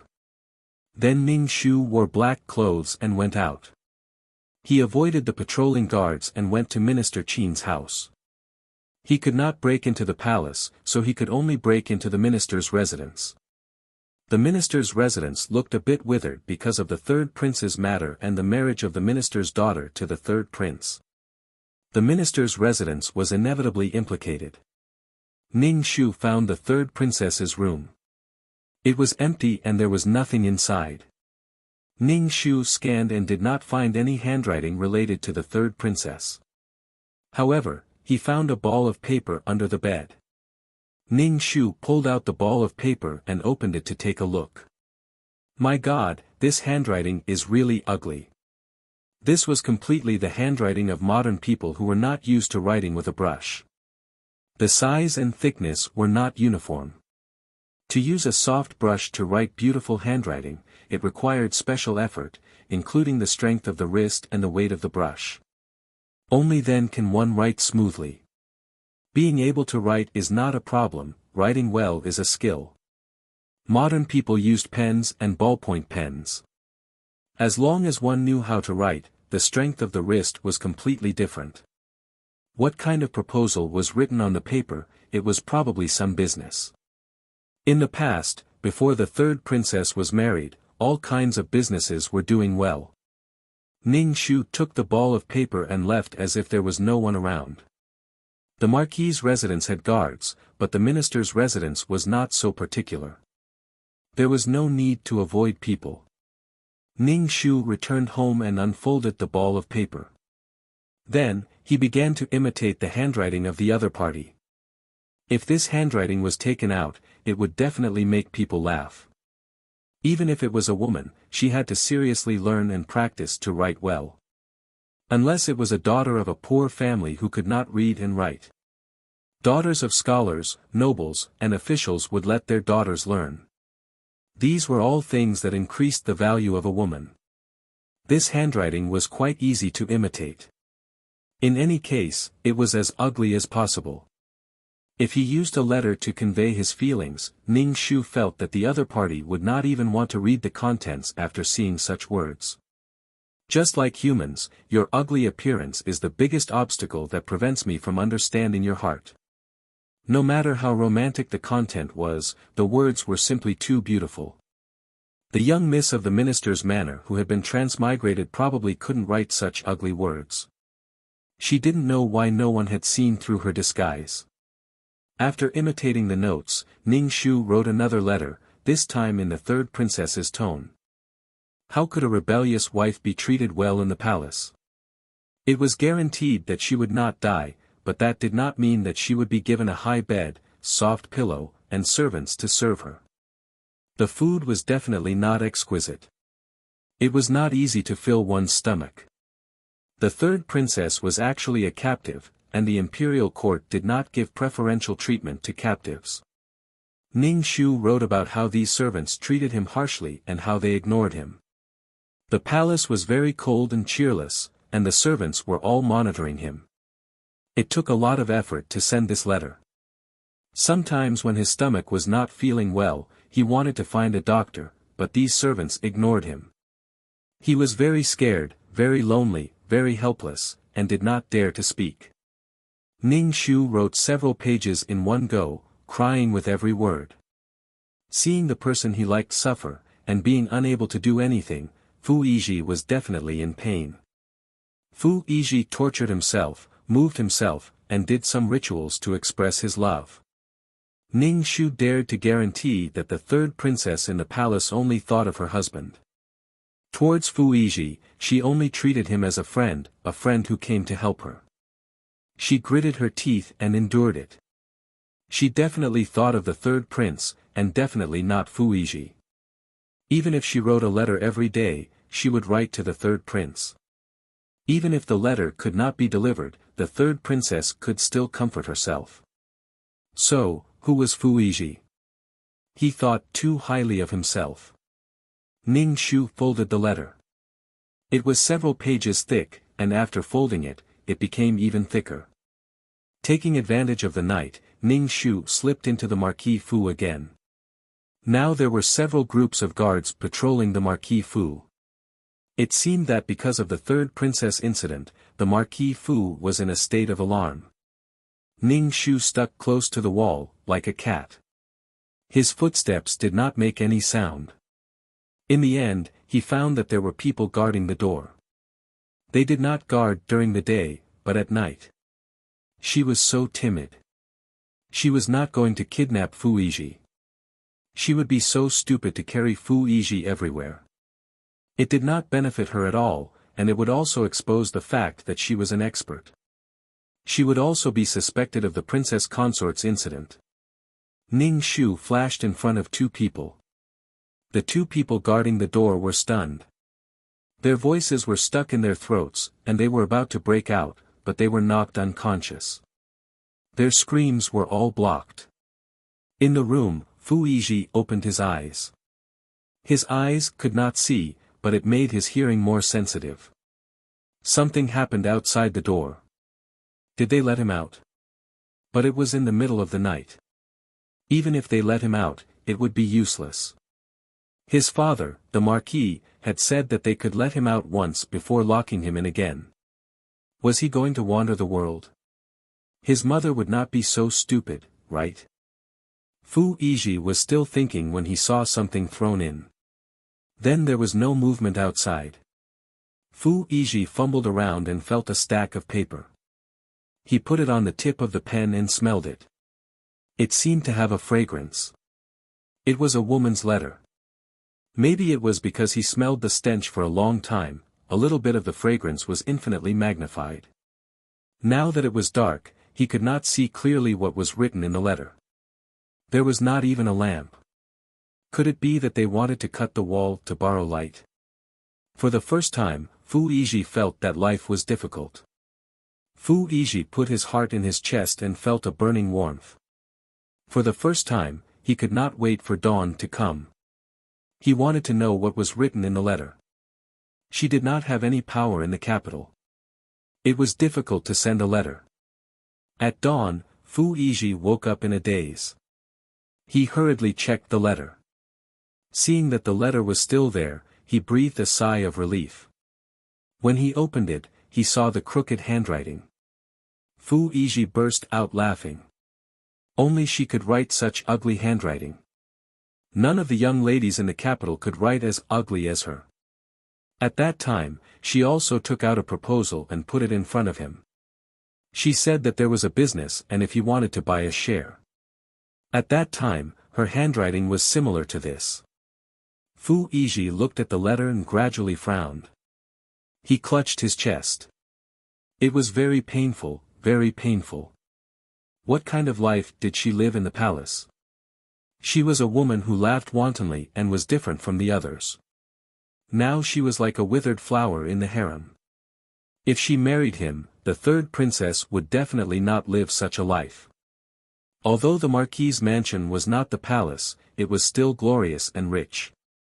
Moreover, the third princess was in the palace. How could she live well? She did not care how glorious you used to be. Now that you are down, she immediately turned hostile. /BK.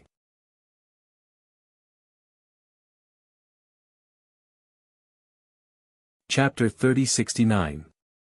Even a marquis's mansion was like this, not to mention the imperial palace. Fu Yizhi took a deep breath, feeling as if he was about to suffocate. His tears could not help but fall. He wiped his face, making it look even more messy, like a prisoner in prison. Fu Yizhi narrowed his eyes. This was a private prison set up by the marquis's mansion. Which family did not have such a thing? But he did not expect that he was the one locked inside. Fu Yizhi was burning with anxiety, but he did not know what to do. The footsteps outside were hurried and messy. Clearly, many people were coming this way. Fu Yizhi hurriedly put away the letter. Locked in here, he had to rely on this thing to survive. Then there was the sound of chains being unlocked. The door opened and a smell came out. Fu Yizhi covered his eyes with his hand. After a while, he adjusted to the strong light. He looked at his father standing in front of him, the marquis of the marquis's mansion. Looking down at him condescendingly, as if he was a lowly thing. Fu Yizhi could not help but gather his clothes. Father, I have thought it through. I will not be willful anymore. Fu Yizhi said. If there is a good life, why should he be locked up here? Last night, the 2 guards guarding you were attacked. What did you hear? The marquis looked at Fu Yizhi and asked. Seeing his hand consciously or unconsciously move to his waist, the marquis narrowed his eyes. Fu Yizhi said without changing his expression, I don't know. I fell asleep. I was too hungry. If I don't sleep, I will be hungrier. Fu Yizhi's tone was sarcastic, but the marquis did not seem to hear it, or did not care at all. What's wrong with that? It's not like I haven't been here before. A marquis who has not squatted in a dark room is not called a marquis. The marquis said lightly. Fu Yizhi was stunned. What does he mean by a marquis who has not squatted in a dark room is not called a marquis? Does a marquis have to be like this? Starving his body and being poor? He must be sick. See what he has on him. The marquis took 2 steps back and said to the guard. Fu Yizhi looked at him in horror. You, after saying the word, you, Fu Yizhi was restrained by a few guards. They searched his body and found the letter at his waist. Master Marquis. The guard handed the letter to Master Marquis. Master Ho took it and couldn't help but grin when he saw the handwriting. Who wrote this? Even a 7-year-old could write this well. Master Ho quickly finished reading the letter and said to Fu Yizhi, who was struggling, Do you want to see her so badly? Fu Yizhi was not happy. Instead, he looked at him warily, as if he wanted to see if he was plotting something. Yes, I want to see her. The more you try to stop me, the more I want to do it, Fu Yizhi said angrily. Master Ho shook the letter and said, Then I'm really sorry. You may not be able to see him. I heard that the third prince has gathered a group of people in the north and is ready to attack the capital at any time. Fu Yizhi was surprised. He knew that the third prince would not be defeated so easily. Immediately, his face turned pale. If the third prince rebelled, then what was the use of keeping the third princess as a hostage? He must kill her to vent his anger, or kill her and send her corpse to the third prince directly to affect the third prince's mood and at the same time to frighten those who were disloyal. So, you can't see her. But you can see her. When she dies, you can see her corpse, Master Ho said coldly. Fu Yizhi trembled at his father's words. The third princess could not live. If she had married him and not been caught, she would not have lost her life. Moreover, she would have been pregnant. Father, you killed her. It was you. Fu Yizhi looked at Master Ho with red eyes. If I hadn't sent her away, she wouldn't have become like this. Master Ho was indifferent to his son's accusation. Even if I hadn't sent her away, she would have died. In such a big country, there are many women who died of pregnancy. Either disfigure her face or burn it beyond recognition, or send it to the third prince. The result would be the same. Fu Yizhi's heart beat faster. He felt more pity and pain. If the imperial court sent a fake corpse, then the third princess would be dead. If they had married, then they could be together because the third princess was dead. She was Xiao Kaishan and had nothing to do with the third princess. He was so close to getting the third princess consort. So close, so close. They could spend the rest of their lives together. He did not care who the child in her womb belonged to. He would treat the child as his own flesh and blood. In addition to this child, they could have more children. It was too desperate. Just a little. Fu Yizhi gasped and his body trembled. He didn't know if it was because of regret or pain. Fu Yizhi's first thought was that if he really wanted to kill the third princess, he would find someone to replace the third princess. Could it be that he had another chance? Master Ho stepped out of the door and was about to lock it. Fu Yizhi rushed to the door and clung to it. Father, let me out. No, I know what you want to do, but you should give up. Master Ho refused Fu Yizhi directly.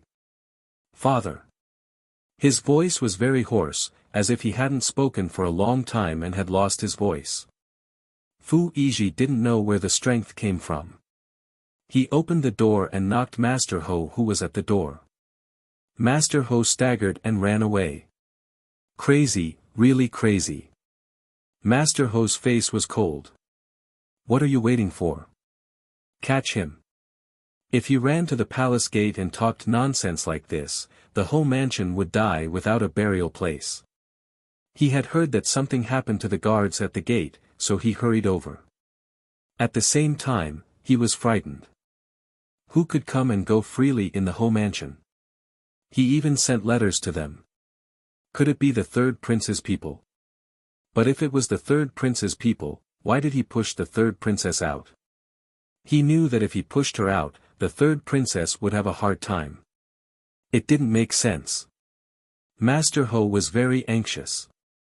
How many forces were stirring up the situation? Was the Marquis Manor being targeted? Fu Yizhi was caught by a group of guards. He was about to run out of the Ho mansion when he was pulled back. 2 fists were no match for 4 hands. Fu Yizhi knew a little kung fu, but he couldn't fight against so many people.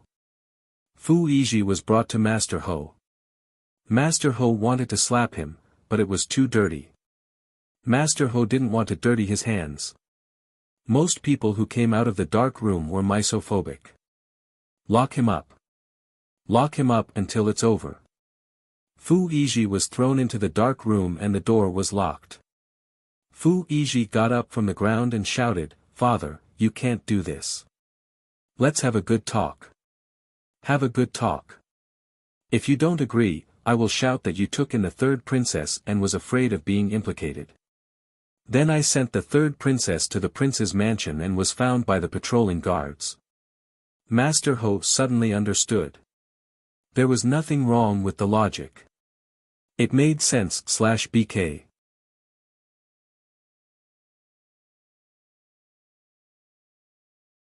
Chapter 3071. After the woman woke up, she said that she didn't remember anything. Erniu pitied her, and she didn't have a place to stay, so Erniu took her home. A great hermit hiding in the city might be able to escape the pursuit. And it seemed that she didn't remember anything. Amnesia? That was unlikely. If she had amnesia and couldn't remember the past, then she had forgotten the third prince. Perhaps she could live peacefully with a blacksmith. The plot would definitely not develop like this. Even if they went through hardships, they would still be together in the end. It was probably to have a place to rest, so she made up such a story. If someone asked, it would always make people feel that something was wrong. If she said that she had amnesia and couldn't remember, then everything would be over. The third princess fainted in front of the door, and Ning Shu didn't look at her. They should have never met. They had met in the Lord Protector's mansion, but the third princess definitely couldn't recognize him. It was so annoying. If they searched here, the whole street would probably be in trouble. And that Erniu was probably a small cannon fodder, someone who would be used to deal with the third princess in the fight for power in the future. Ning Shu didn't look at her, and the third princess took the initiative to come. After a few days of rest, she looked a little better. The third princess was wearing an ordinary woman's dress. It wasn't good, and it was gray, but her white skin made the gray dress look good. A good-looking person would look good wrapped in a curtain. Welcome. Dong Shui hurriedly greeted the guest. When she saw the third princess, she said, "What do you want? Is your master here?" The third princess looked at the embroidery on the shelf and asked. "Yes, if you have anything to say, you can just tell me directly. I was the one who fainted here this time. I heard that your master sent me to the clinic. I came this time to thank her. This is my gift," the third princess said to Dong Shui. He placed the basket on the table. There were eggs and pork in the basket.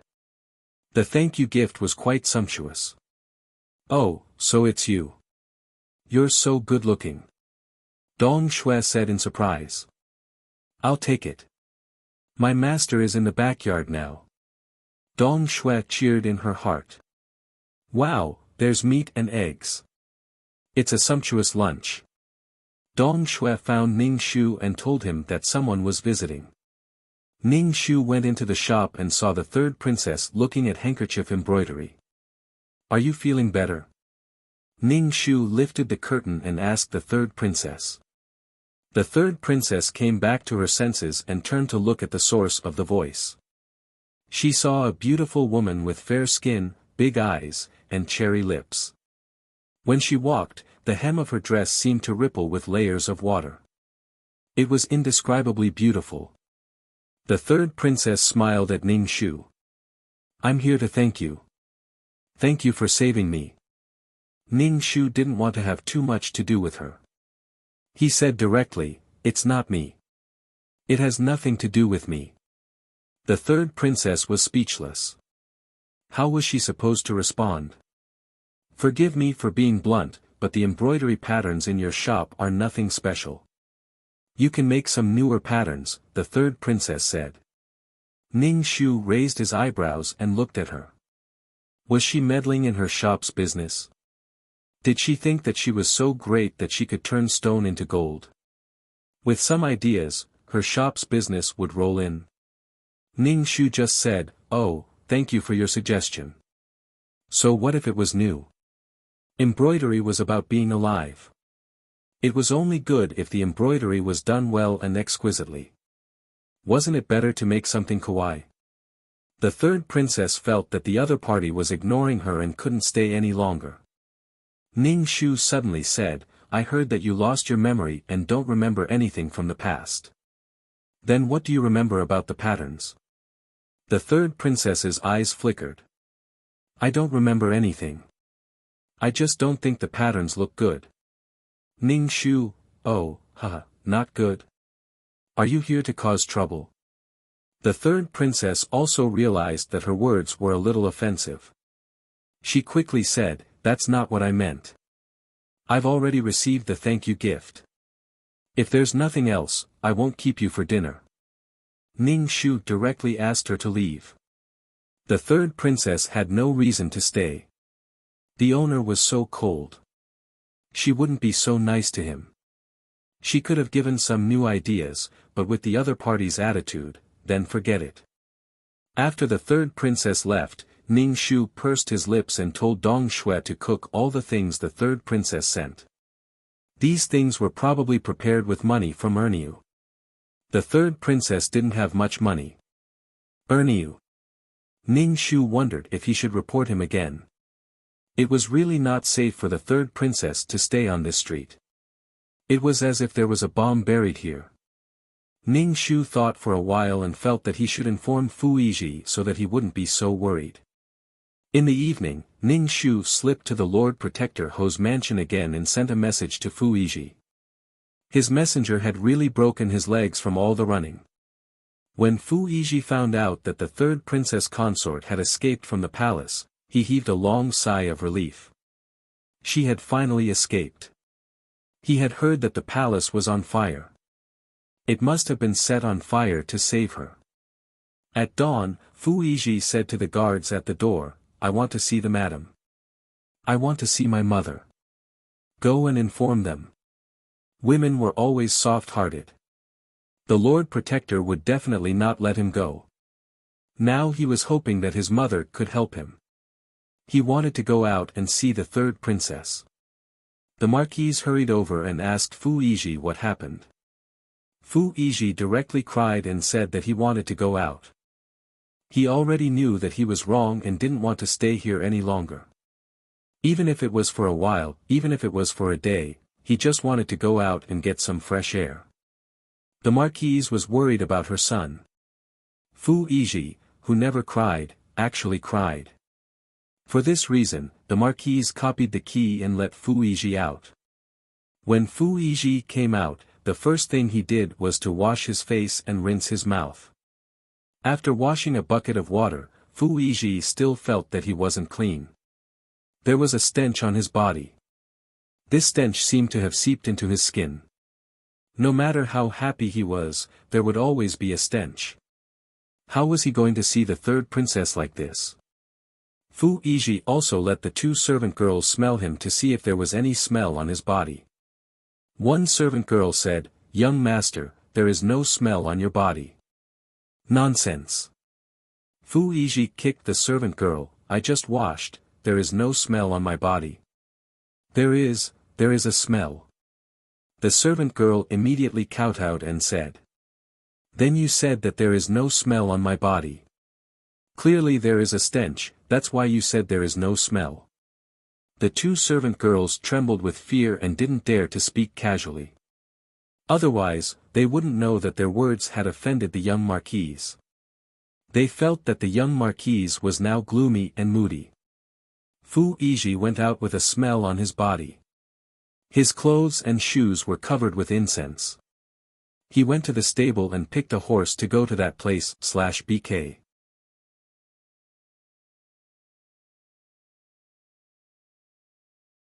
Chapter 3072. Fu Yizhi's heart was beating very fast, he was very excited. When the horse passed by a shop, it neighed and stood up, directly throwing Fu Yizhi off the horse's back. Ah! Fu Yizhi fell to the ground, but the horse seemed to have gone crazy, it did not care about anything, it wanted to run, the hard horse's hoof stepped on Fu Yizhi's leg. Gotcha!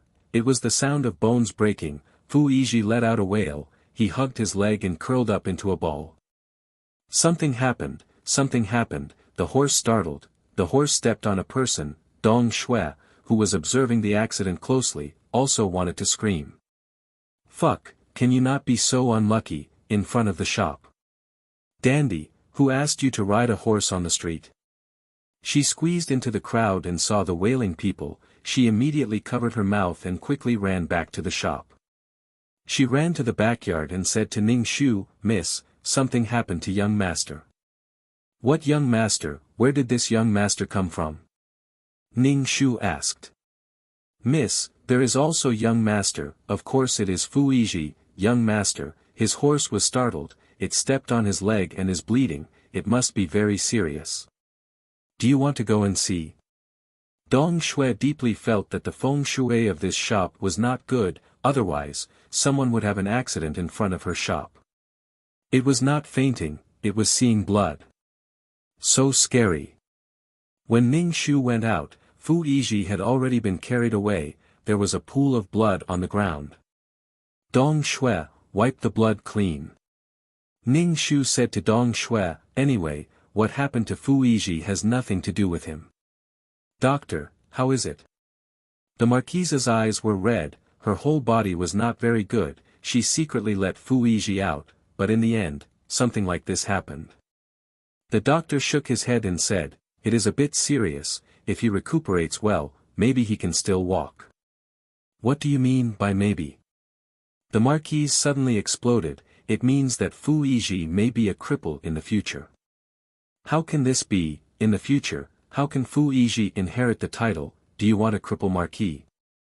All government officials had requirements for their appearance. If you don't care about your appearance and make yourself look like you're in your 40s or 50s, sorry, you'll have to retire early. Moreover, the emperor will give the officials some cosmetics and so on, let them take care of themselves. So, appearance is very very important. If there is any defect, there is no title, no title, no title, limping to the court. You bastard, why did you go that way? If I knew it would be like this, I would have just locked you inside. The Marquise howled in grief, but Fu Yizhi who was unconscious couldn't hear her. What have you found? Asked the Marquis. Yizhi, the Marquise, the Marquis. The Marquis rubbed his eyebrows, his son's life was too smooth, so smooth that he didn't even care about some dirty things, but now he fell because of these dirty things. It seems that during the time when Fu Yizhi was locked up, the people in the Marquis' mansion had some thoughts that they should not have. But it is a pity for this son.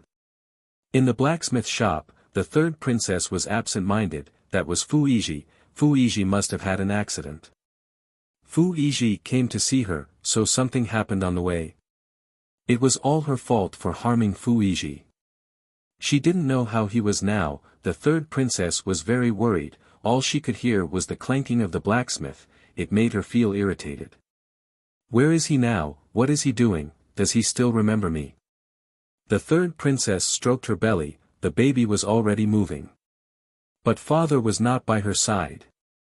Miss, do you want to go back to the Marquis' mansion to see young master? When she was washing the street, she saw the blood on the ground, it made her panic. It hurt to be stepped on by the horse, Dong Shui gasped. No, we have nothing to do with the Marquis' mansion, besides, we don't have our previous identity, we will be kicked out of the Marquis' mansion. She would not go, Dong Shui hesitated and said, Miss, I think the feng shui of this house is not very good, something happens every 2 or 3 days. Ning Shu said, it has nothing to do with the house, don't wrong the house. It was the plot that brought her to this place.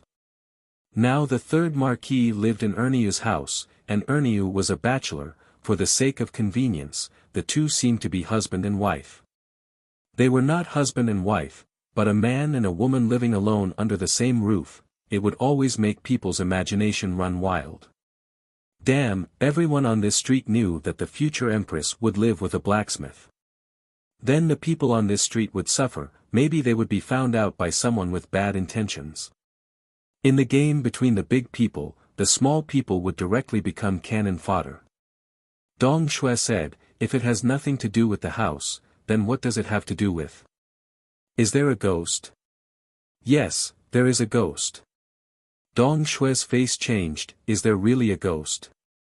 Her cousin was sick, of course she had to visit, she used her spiritual power to do so. The atmosphere in the Marquis' mansion was low, Fu Yizhi's room was filled with a strong smell of medicine. One day and one night, Fu Yizhi's high fever had not subsided, if it went on like this, it was likely that he would die. In addition, it was summer, the wound was particularly easy to get infected, the place where the horse's hooves stepped on the flesh rolled up, suppurating and bleeding. The doctors were sweating profusely, it was still a problem whether the young Marquis' leg could be saved. Seeing that the situation was not good, the Marquis burst into tears, he cried in front of the emperor, and then asked for an imperial doctor. Seeing the situation, the imperial doctor just shook his head, the situation is not very good. Imperial Dr. Zhang, can my son's leg still walk, can it recover? The Marquis' wife asked anxiously. Imperial Dr. Zhang shook his head, the high fever will not subside, it is still a problem whether he can keep his life. Of course, it was impossible to completely recover from the injury. It was just stepping on the leg, not on the vital parts, otherwise, he would have lost his life. It was very easy to scare the horse when making trouble. "No, you must save my son's leg, you must, you must." Fu Yizhi was about to wake up, it was hard to accept. Without a good body, you can't inherit the title. Fu Yizhi, who was in a daze, was talking nonsense, muttering to himself, calling a girl's name. The Marquis's wife completely collapsed. "Why are you thinking about her? Look at what you have become." The unconscious Fu Yizhi couldn't hear, he just muttered to himself. After a few days of torment, Fu Yizhi's fever finally stopped, but during this period, he didn't wake up even once. Then the Marquis's wife hated herself, she hated herself for being soft-hearted and letting him go. Who was he going to see? Wasn't the third princess burned to death? Ning Shu used his spiritual force to scan Fu Yizhi's wound, the bone was broken, and it was a comminuted fracture, there will definitely be sequelae. Even if it's good, he will still be a cripple. Ning Shu was very satisfied with this result, his lover was gone, the power was gone, and he didn't even have the chance to see the third princess from afar/BK.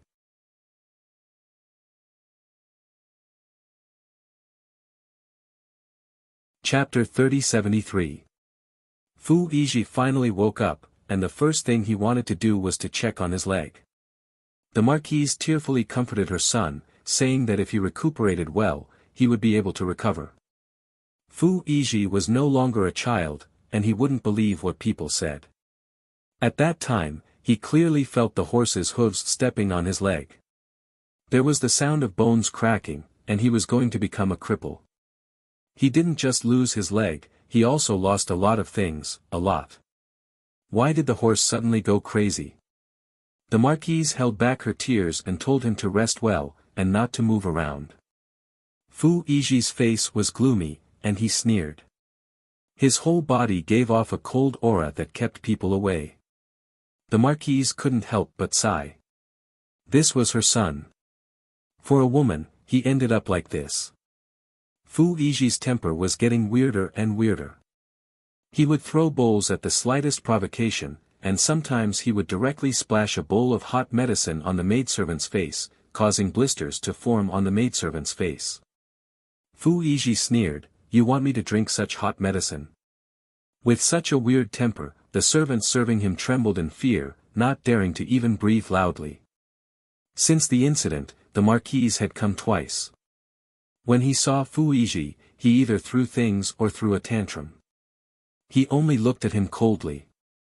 Don't try to reason with people who are stubborn. Otherwise, they would be impatient to beat the shit out of them.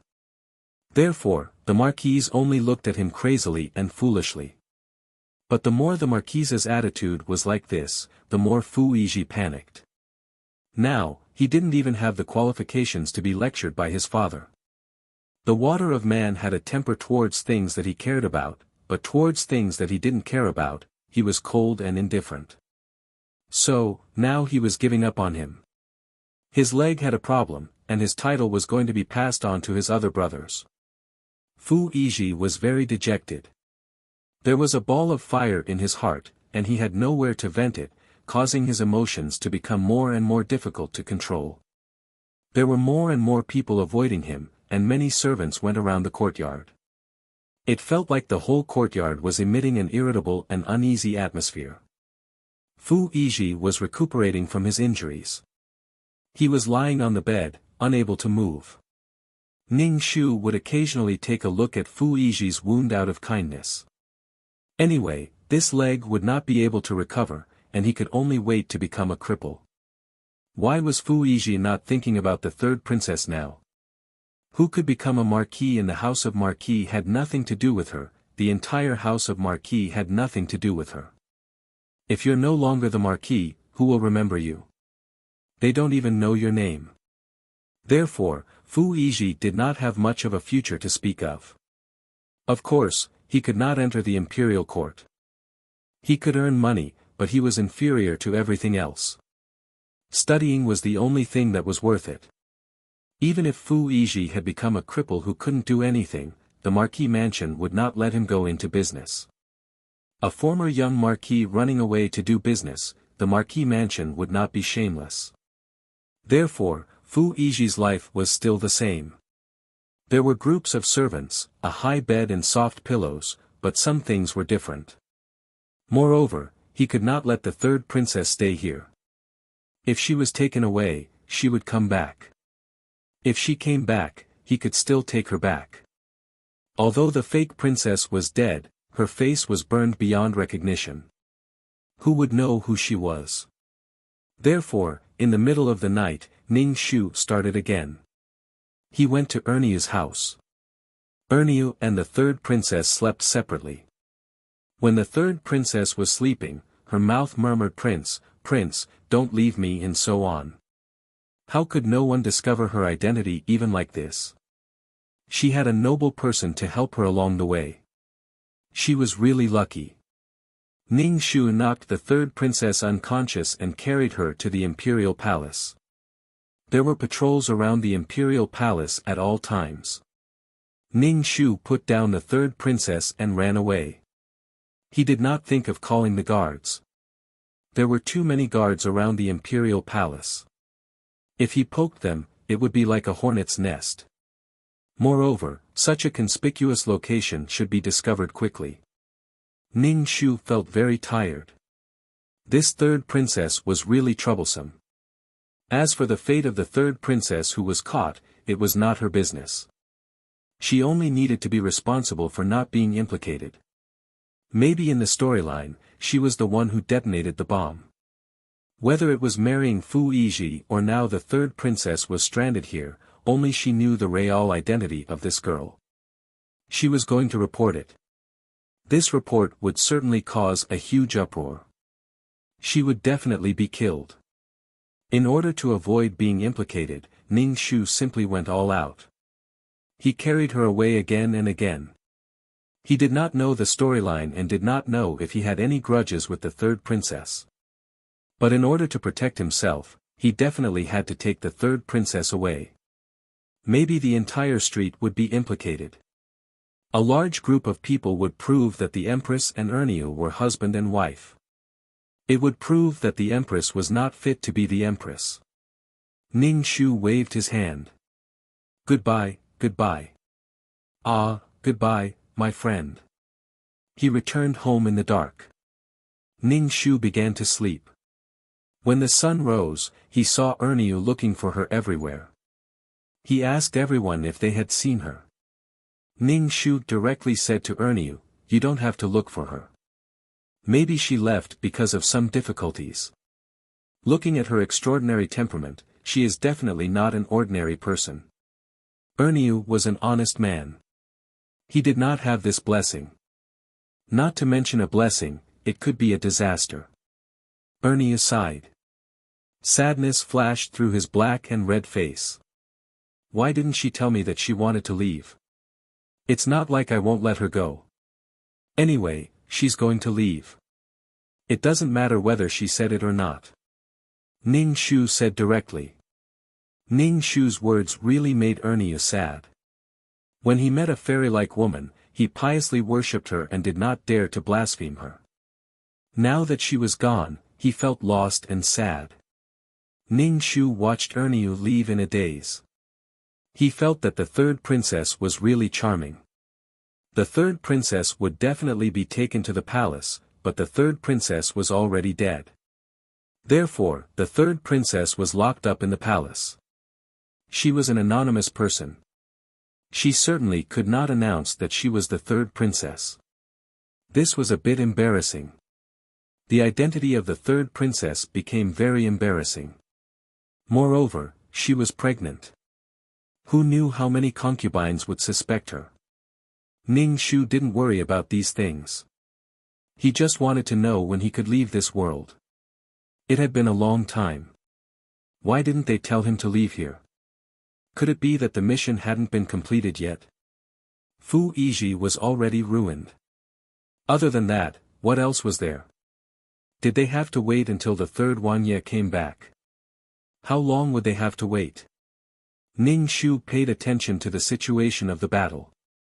He said that the third Wuxia had captured the city again. Everyone was in a state of panic. They didn't know when the battle would come. Ning Shu only hoped that it would end quickly. It was really stupid to be so confused. Moreover, the person who entrusted him didn't even have a wish. Who knew what he wanted? No, he didn't even know.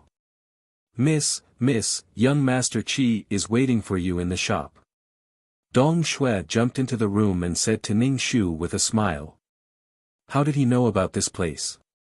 Ning Shu looked at Dong Shui. Dong Shui lowered her head and said, we met on the street, and then young Master Qi pestered you to ask about your situation, /BK.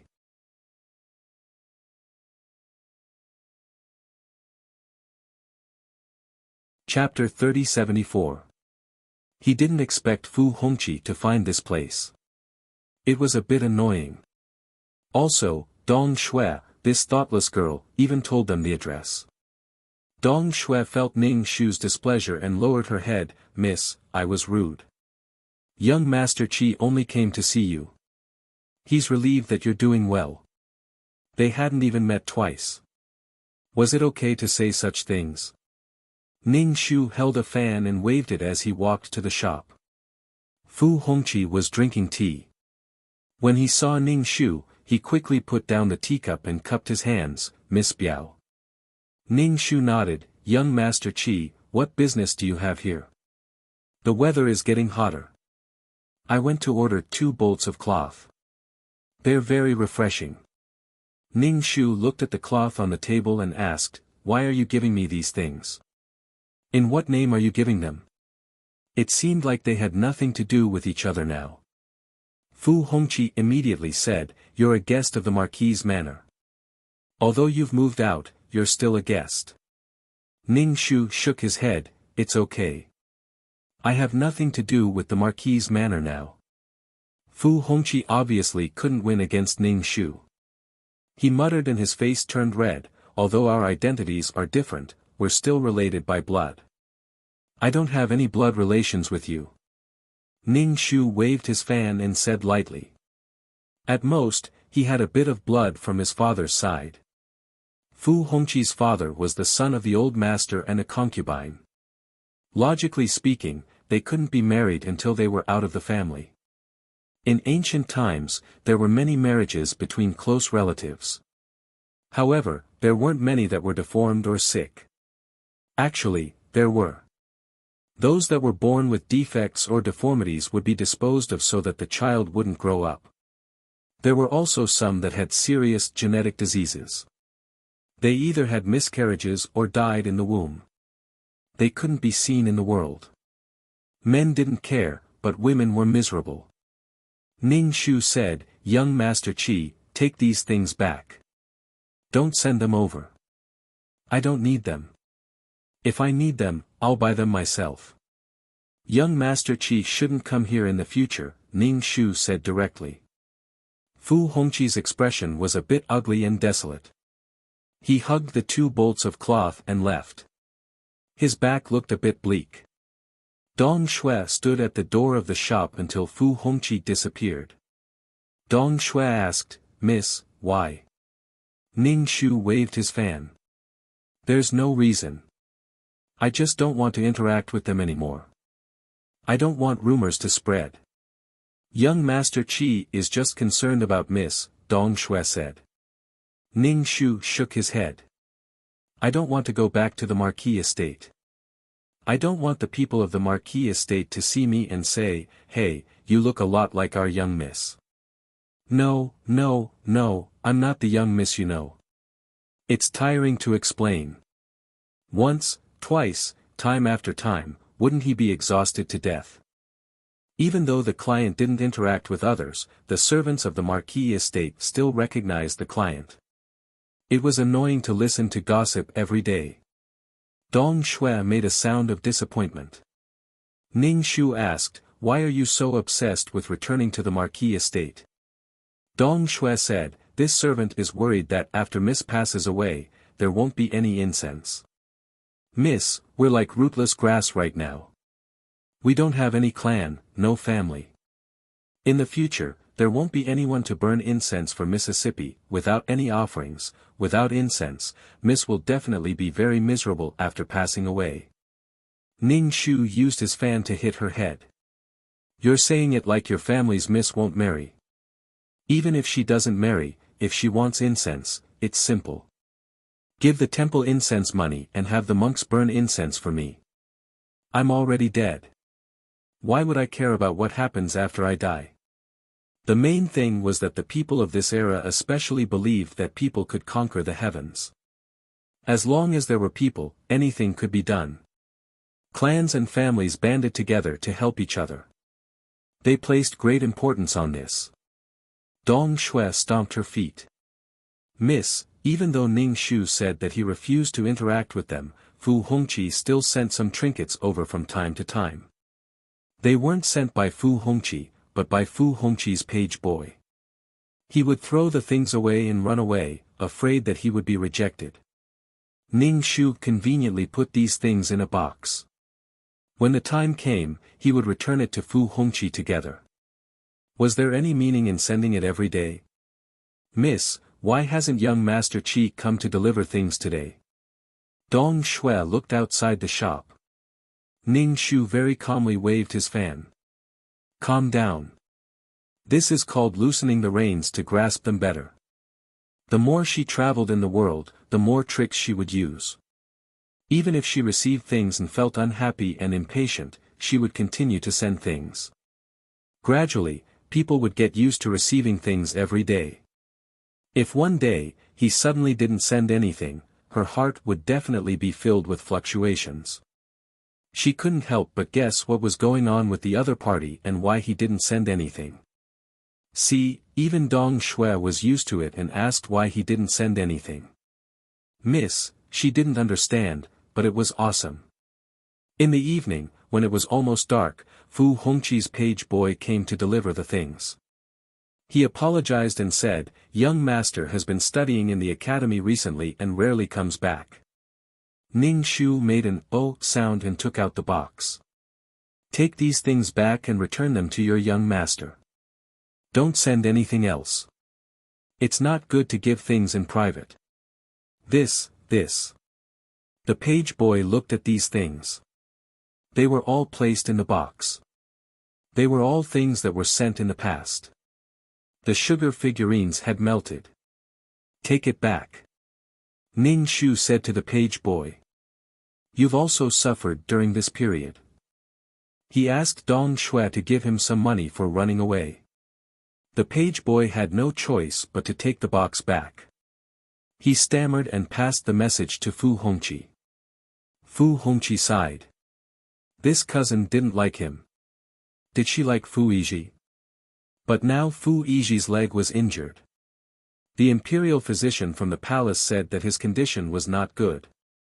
As the son of a concubine, Fu Hongqi understood Fu Yizhi's current situation.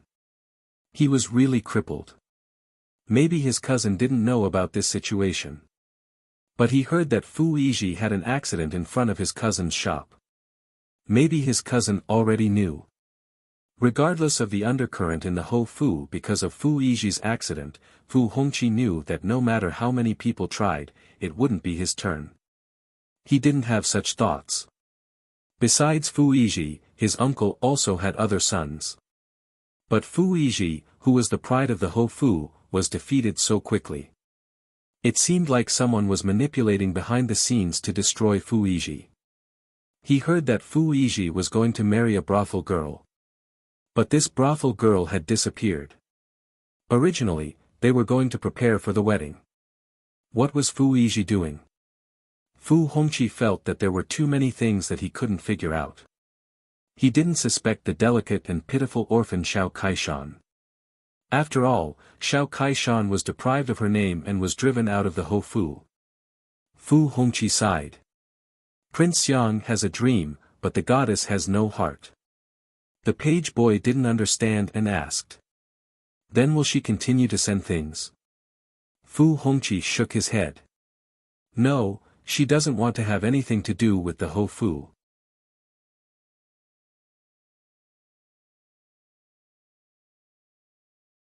Chapter 3075. Young master, why are you not good enough for her? She is an orphan who has lost both her parents.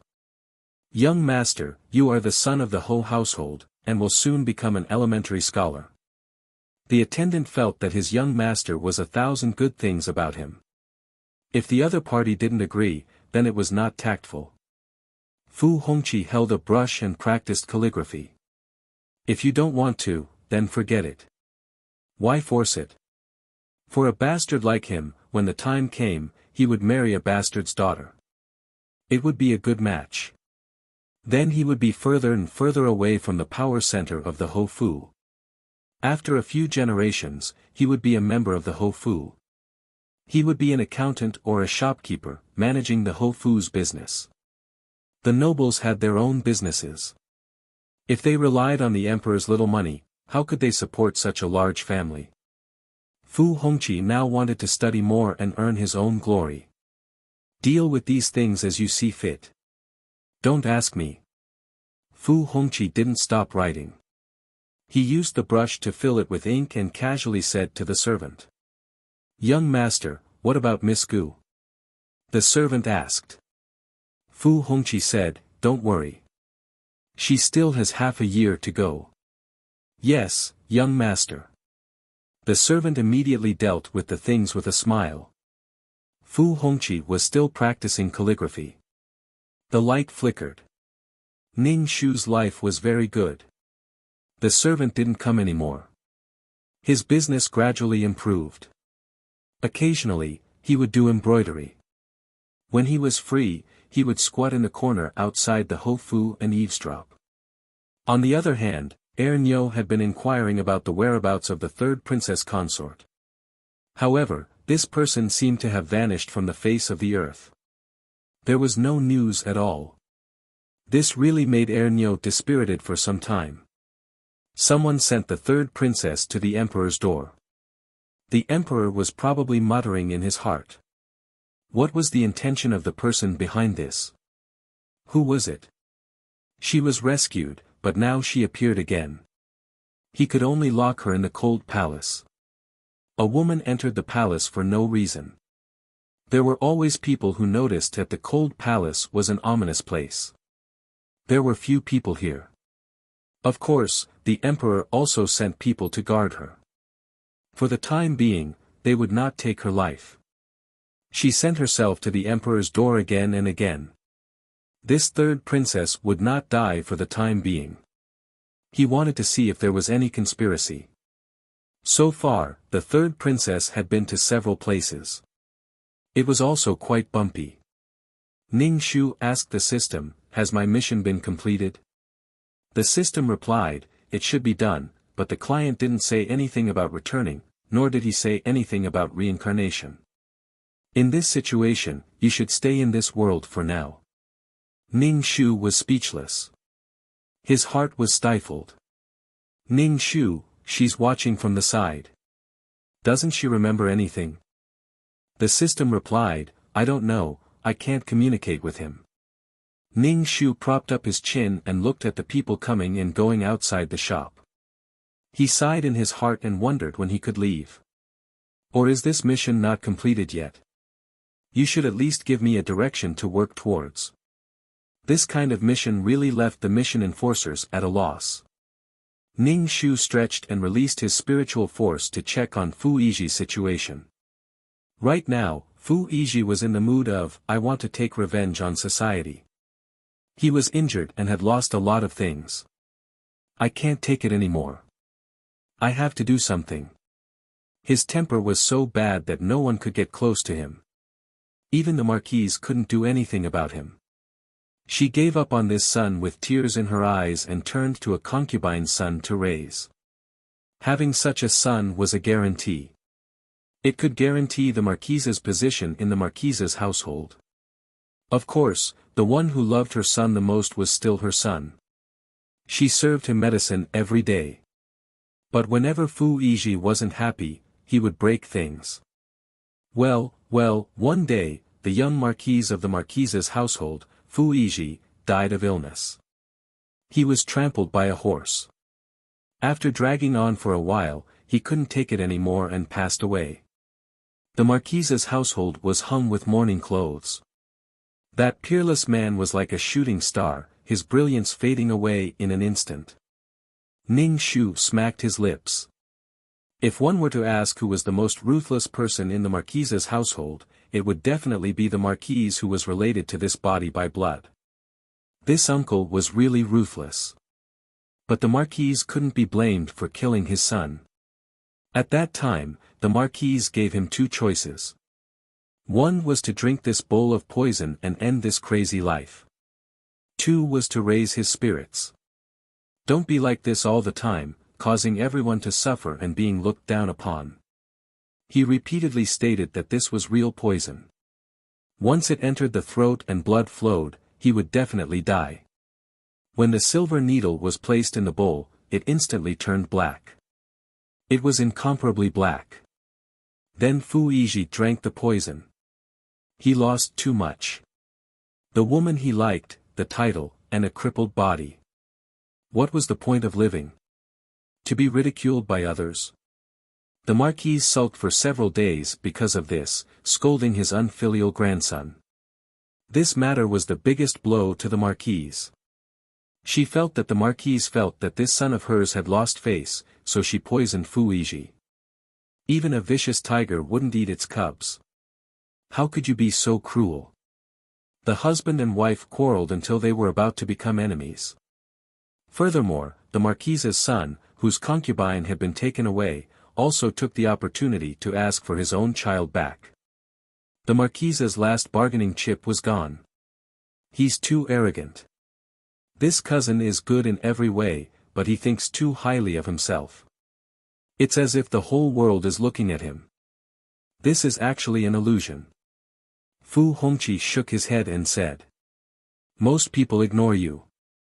You haven't reached the point where others can't ignore you.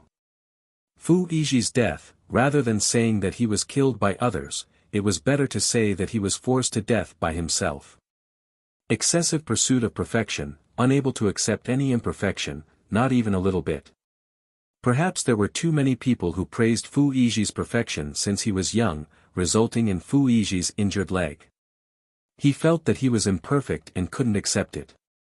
For a concubine's son like him, should he end his own life?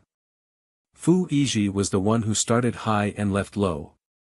As his brother, Fu Hongqi, of course, had to burn incense for his brother and then kneel down and kowtow. The sound of the suona filled the Marquise's mansion. Ning Shu watched as Fu Yizhi's coffin was carried out of the Marquise's mansion. Fu Yizhi didn't have any children, and there was no one to throw the basin. A suitable child was chosen from several branches of the Marquise's mansion to throw the basin for Fu Yizhi. Ning Shu felt that Master Ho's way of persuading people was wrong. You fucking brought over a bowl of poison and asked me to either live or die. Didn't you want me to die? Then I'll drink it. Fu Yizhi was originally in a state of despair. After being provoked, he must have directly drank the poison. Of course, it couldn't be ruled out that Master Ho wanted to get rid of Fu Yizhi. It was a bit cold. Fortunately, he left. Master Ho might have accepted a perfect heir, but suddenly this heir went crazy and made himself like this. He didn't want to admit that he was blind. Fu Yizhi had been meddling in the affairs of the third princess, which had already made the emperor vigilant. Who knew if Fu Yizhi, in this state, would throw caution to the wind and say something earth-shattering. Without Fu Yizhi, the Marquise's life in the Marquise's mansion was not easy. Moreover, the Marquise had missed the best time to give birth. The couple had fallen out like this, how could they lie on the same bed and make a baby? You're tuning into the Han Li's Wuxia Adventures YouTube channel. We're so grateful for your support, and don't forget to subscribe to join us on this incredible journey through captivating stories. Your generosity through donations truly makes a world of difference, as it's the primary source of revenue that allows me to expand and enhance this channel for you. Thank you from the bottom of my heart for being a part of this adventure.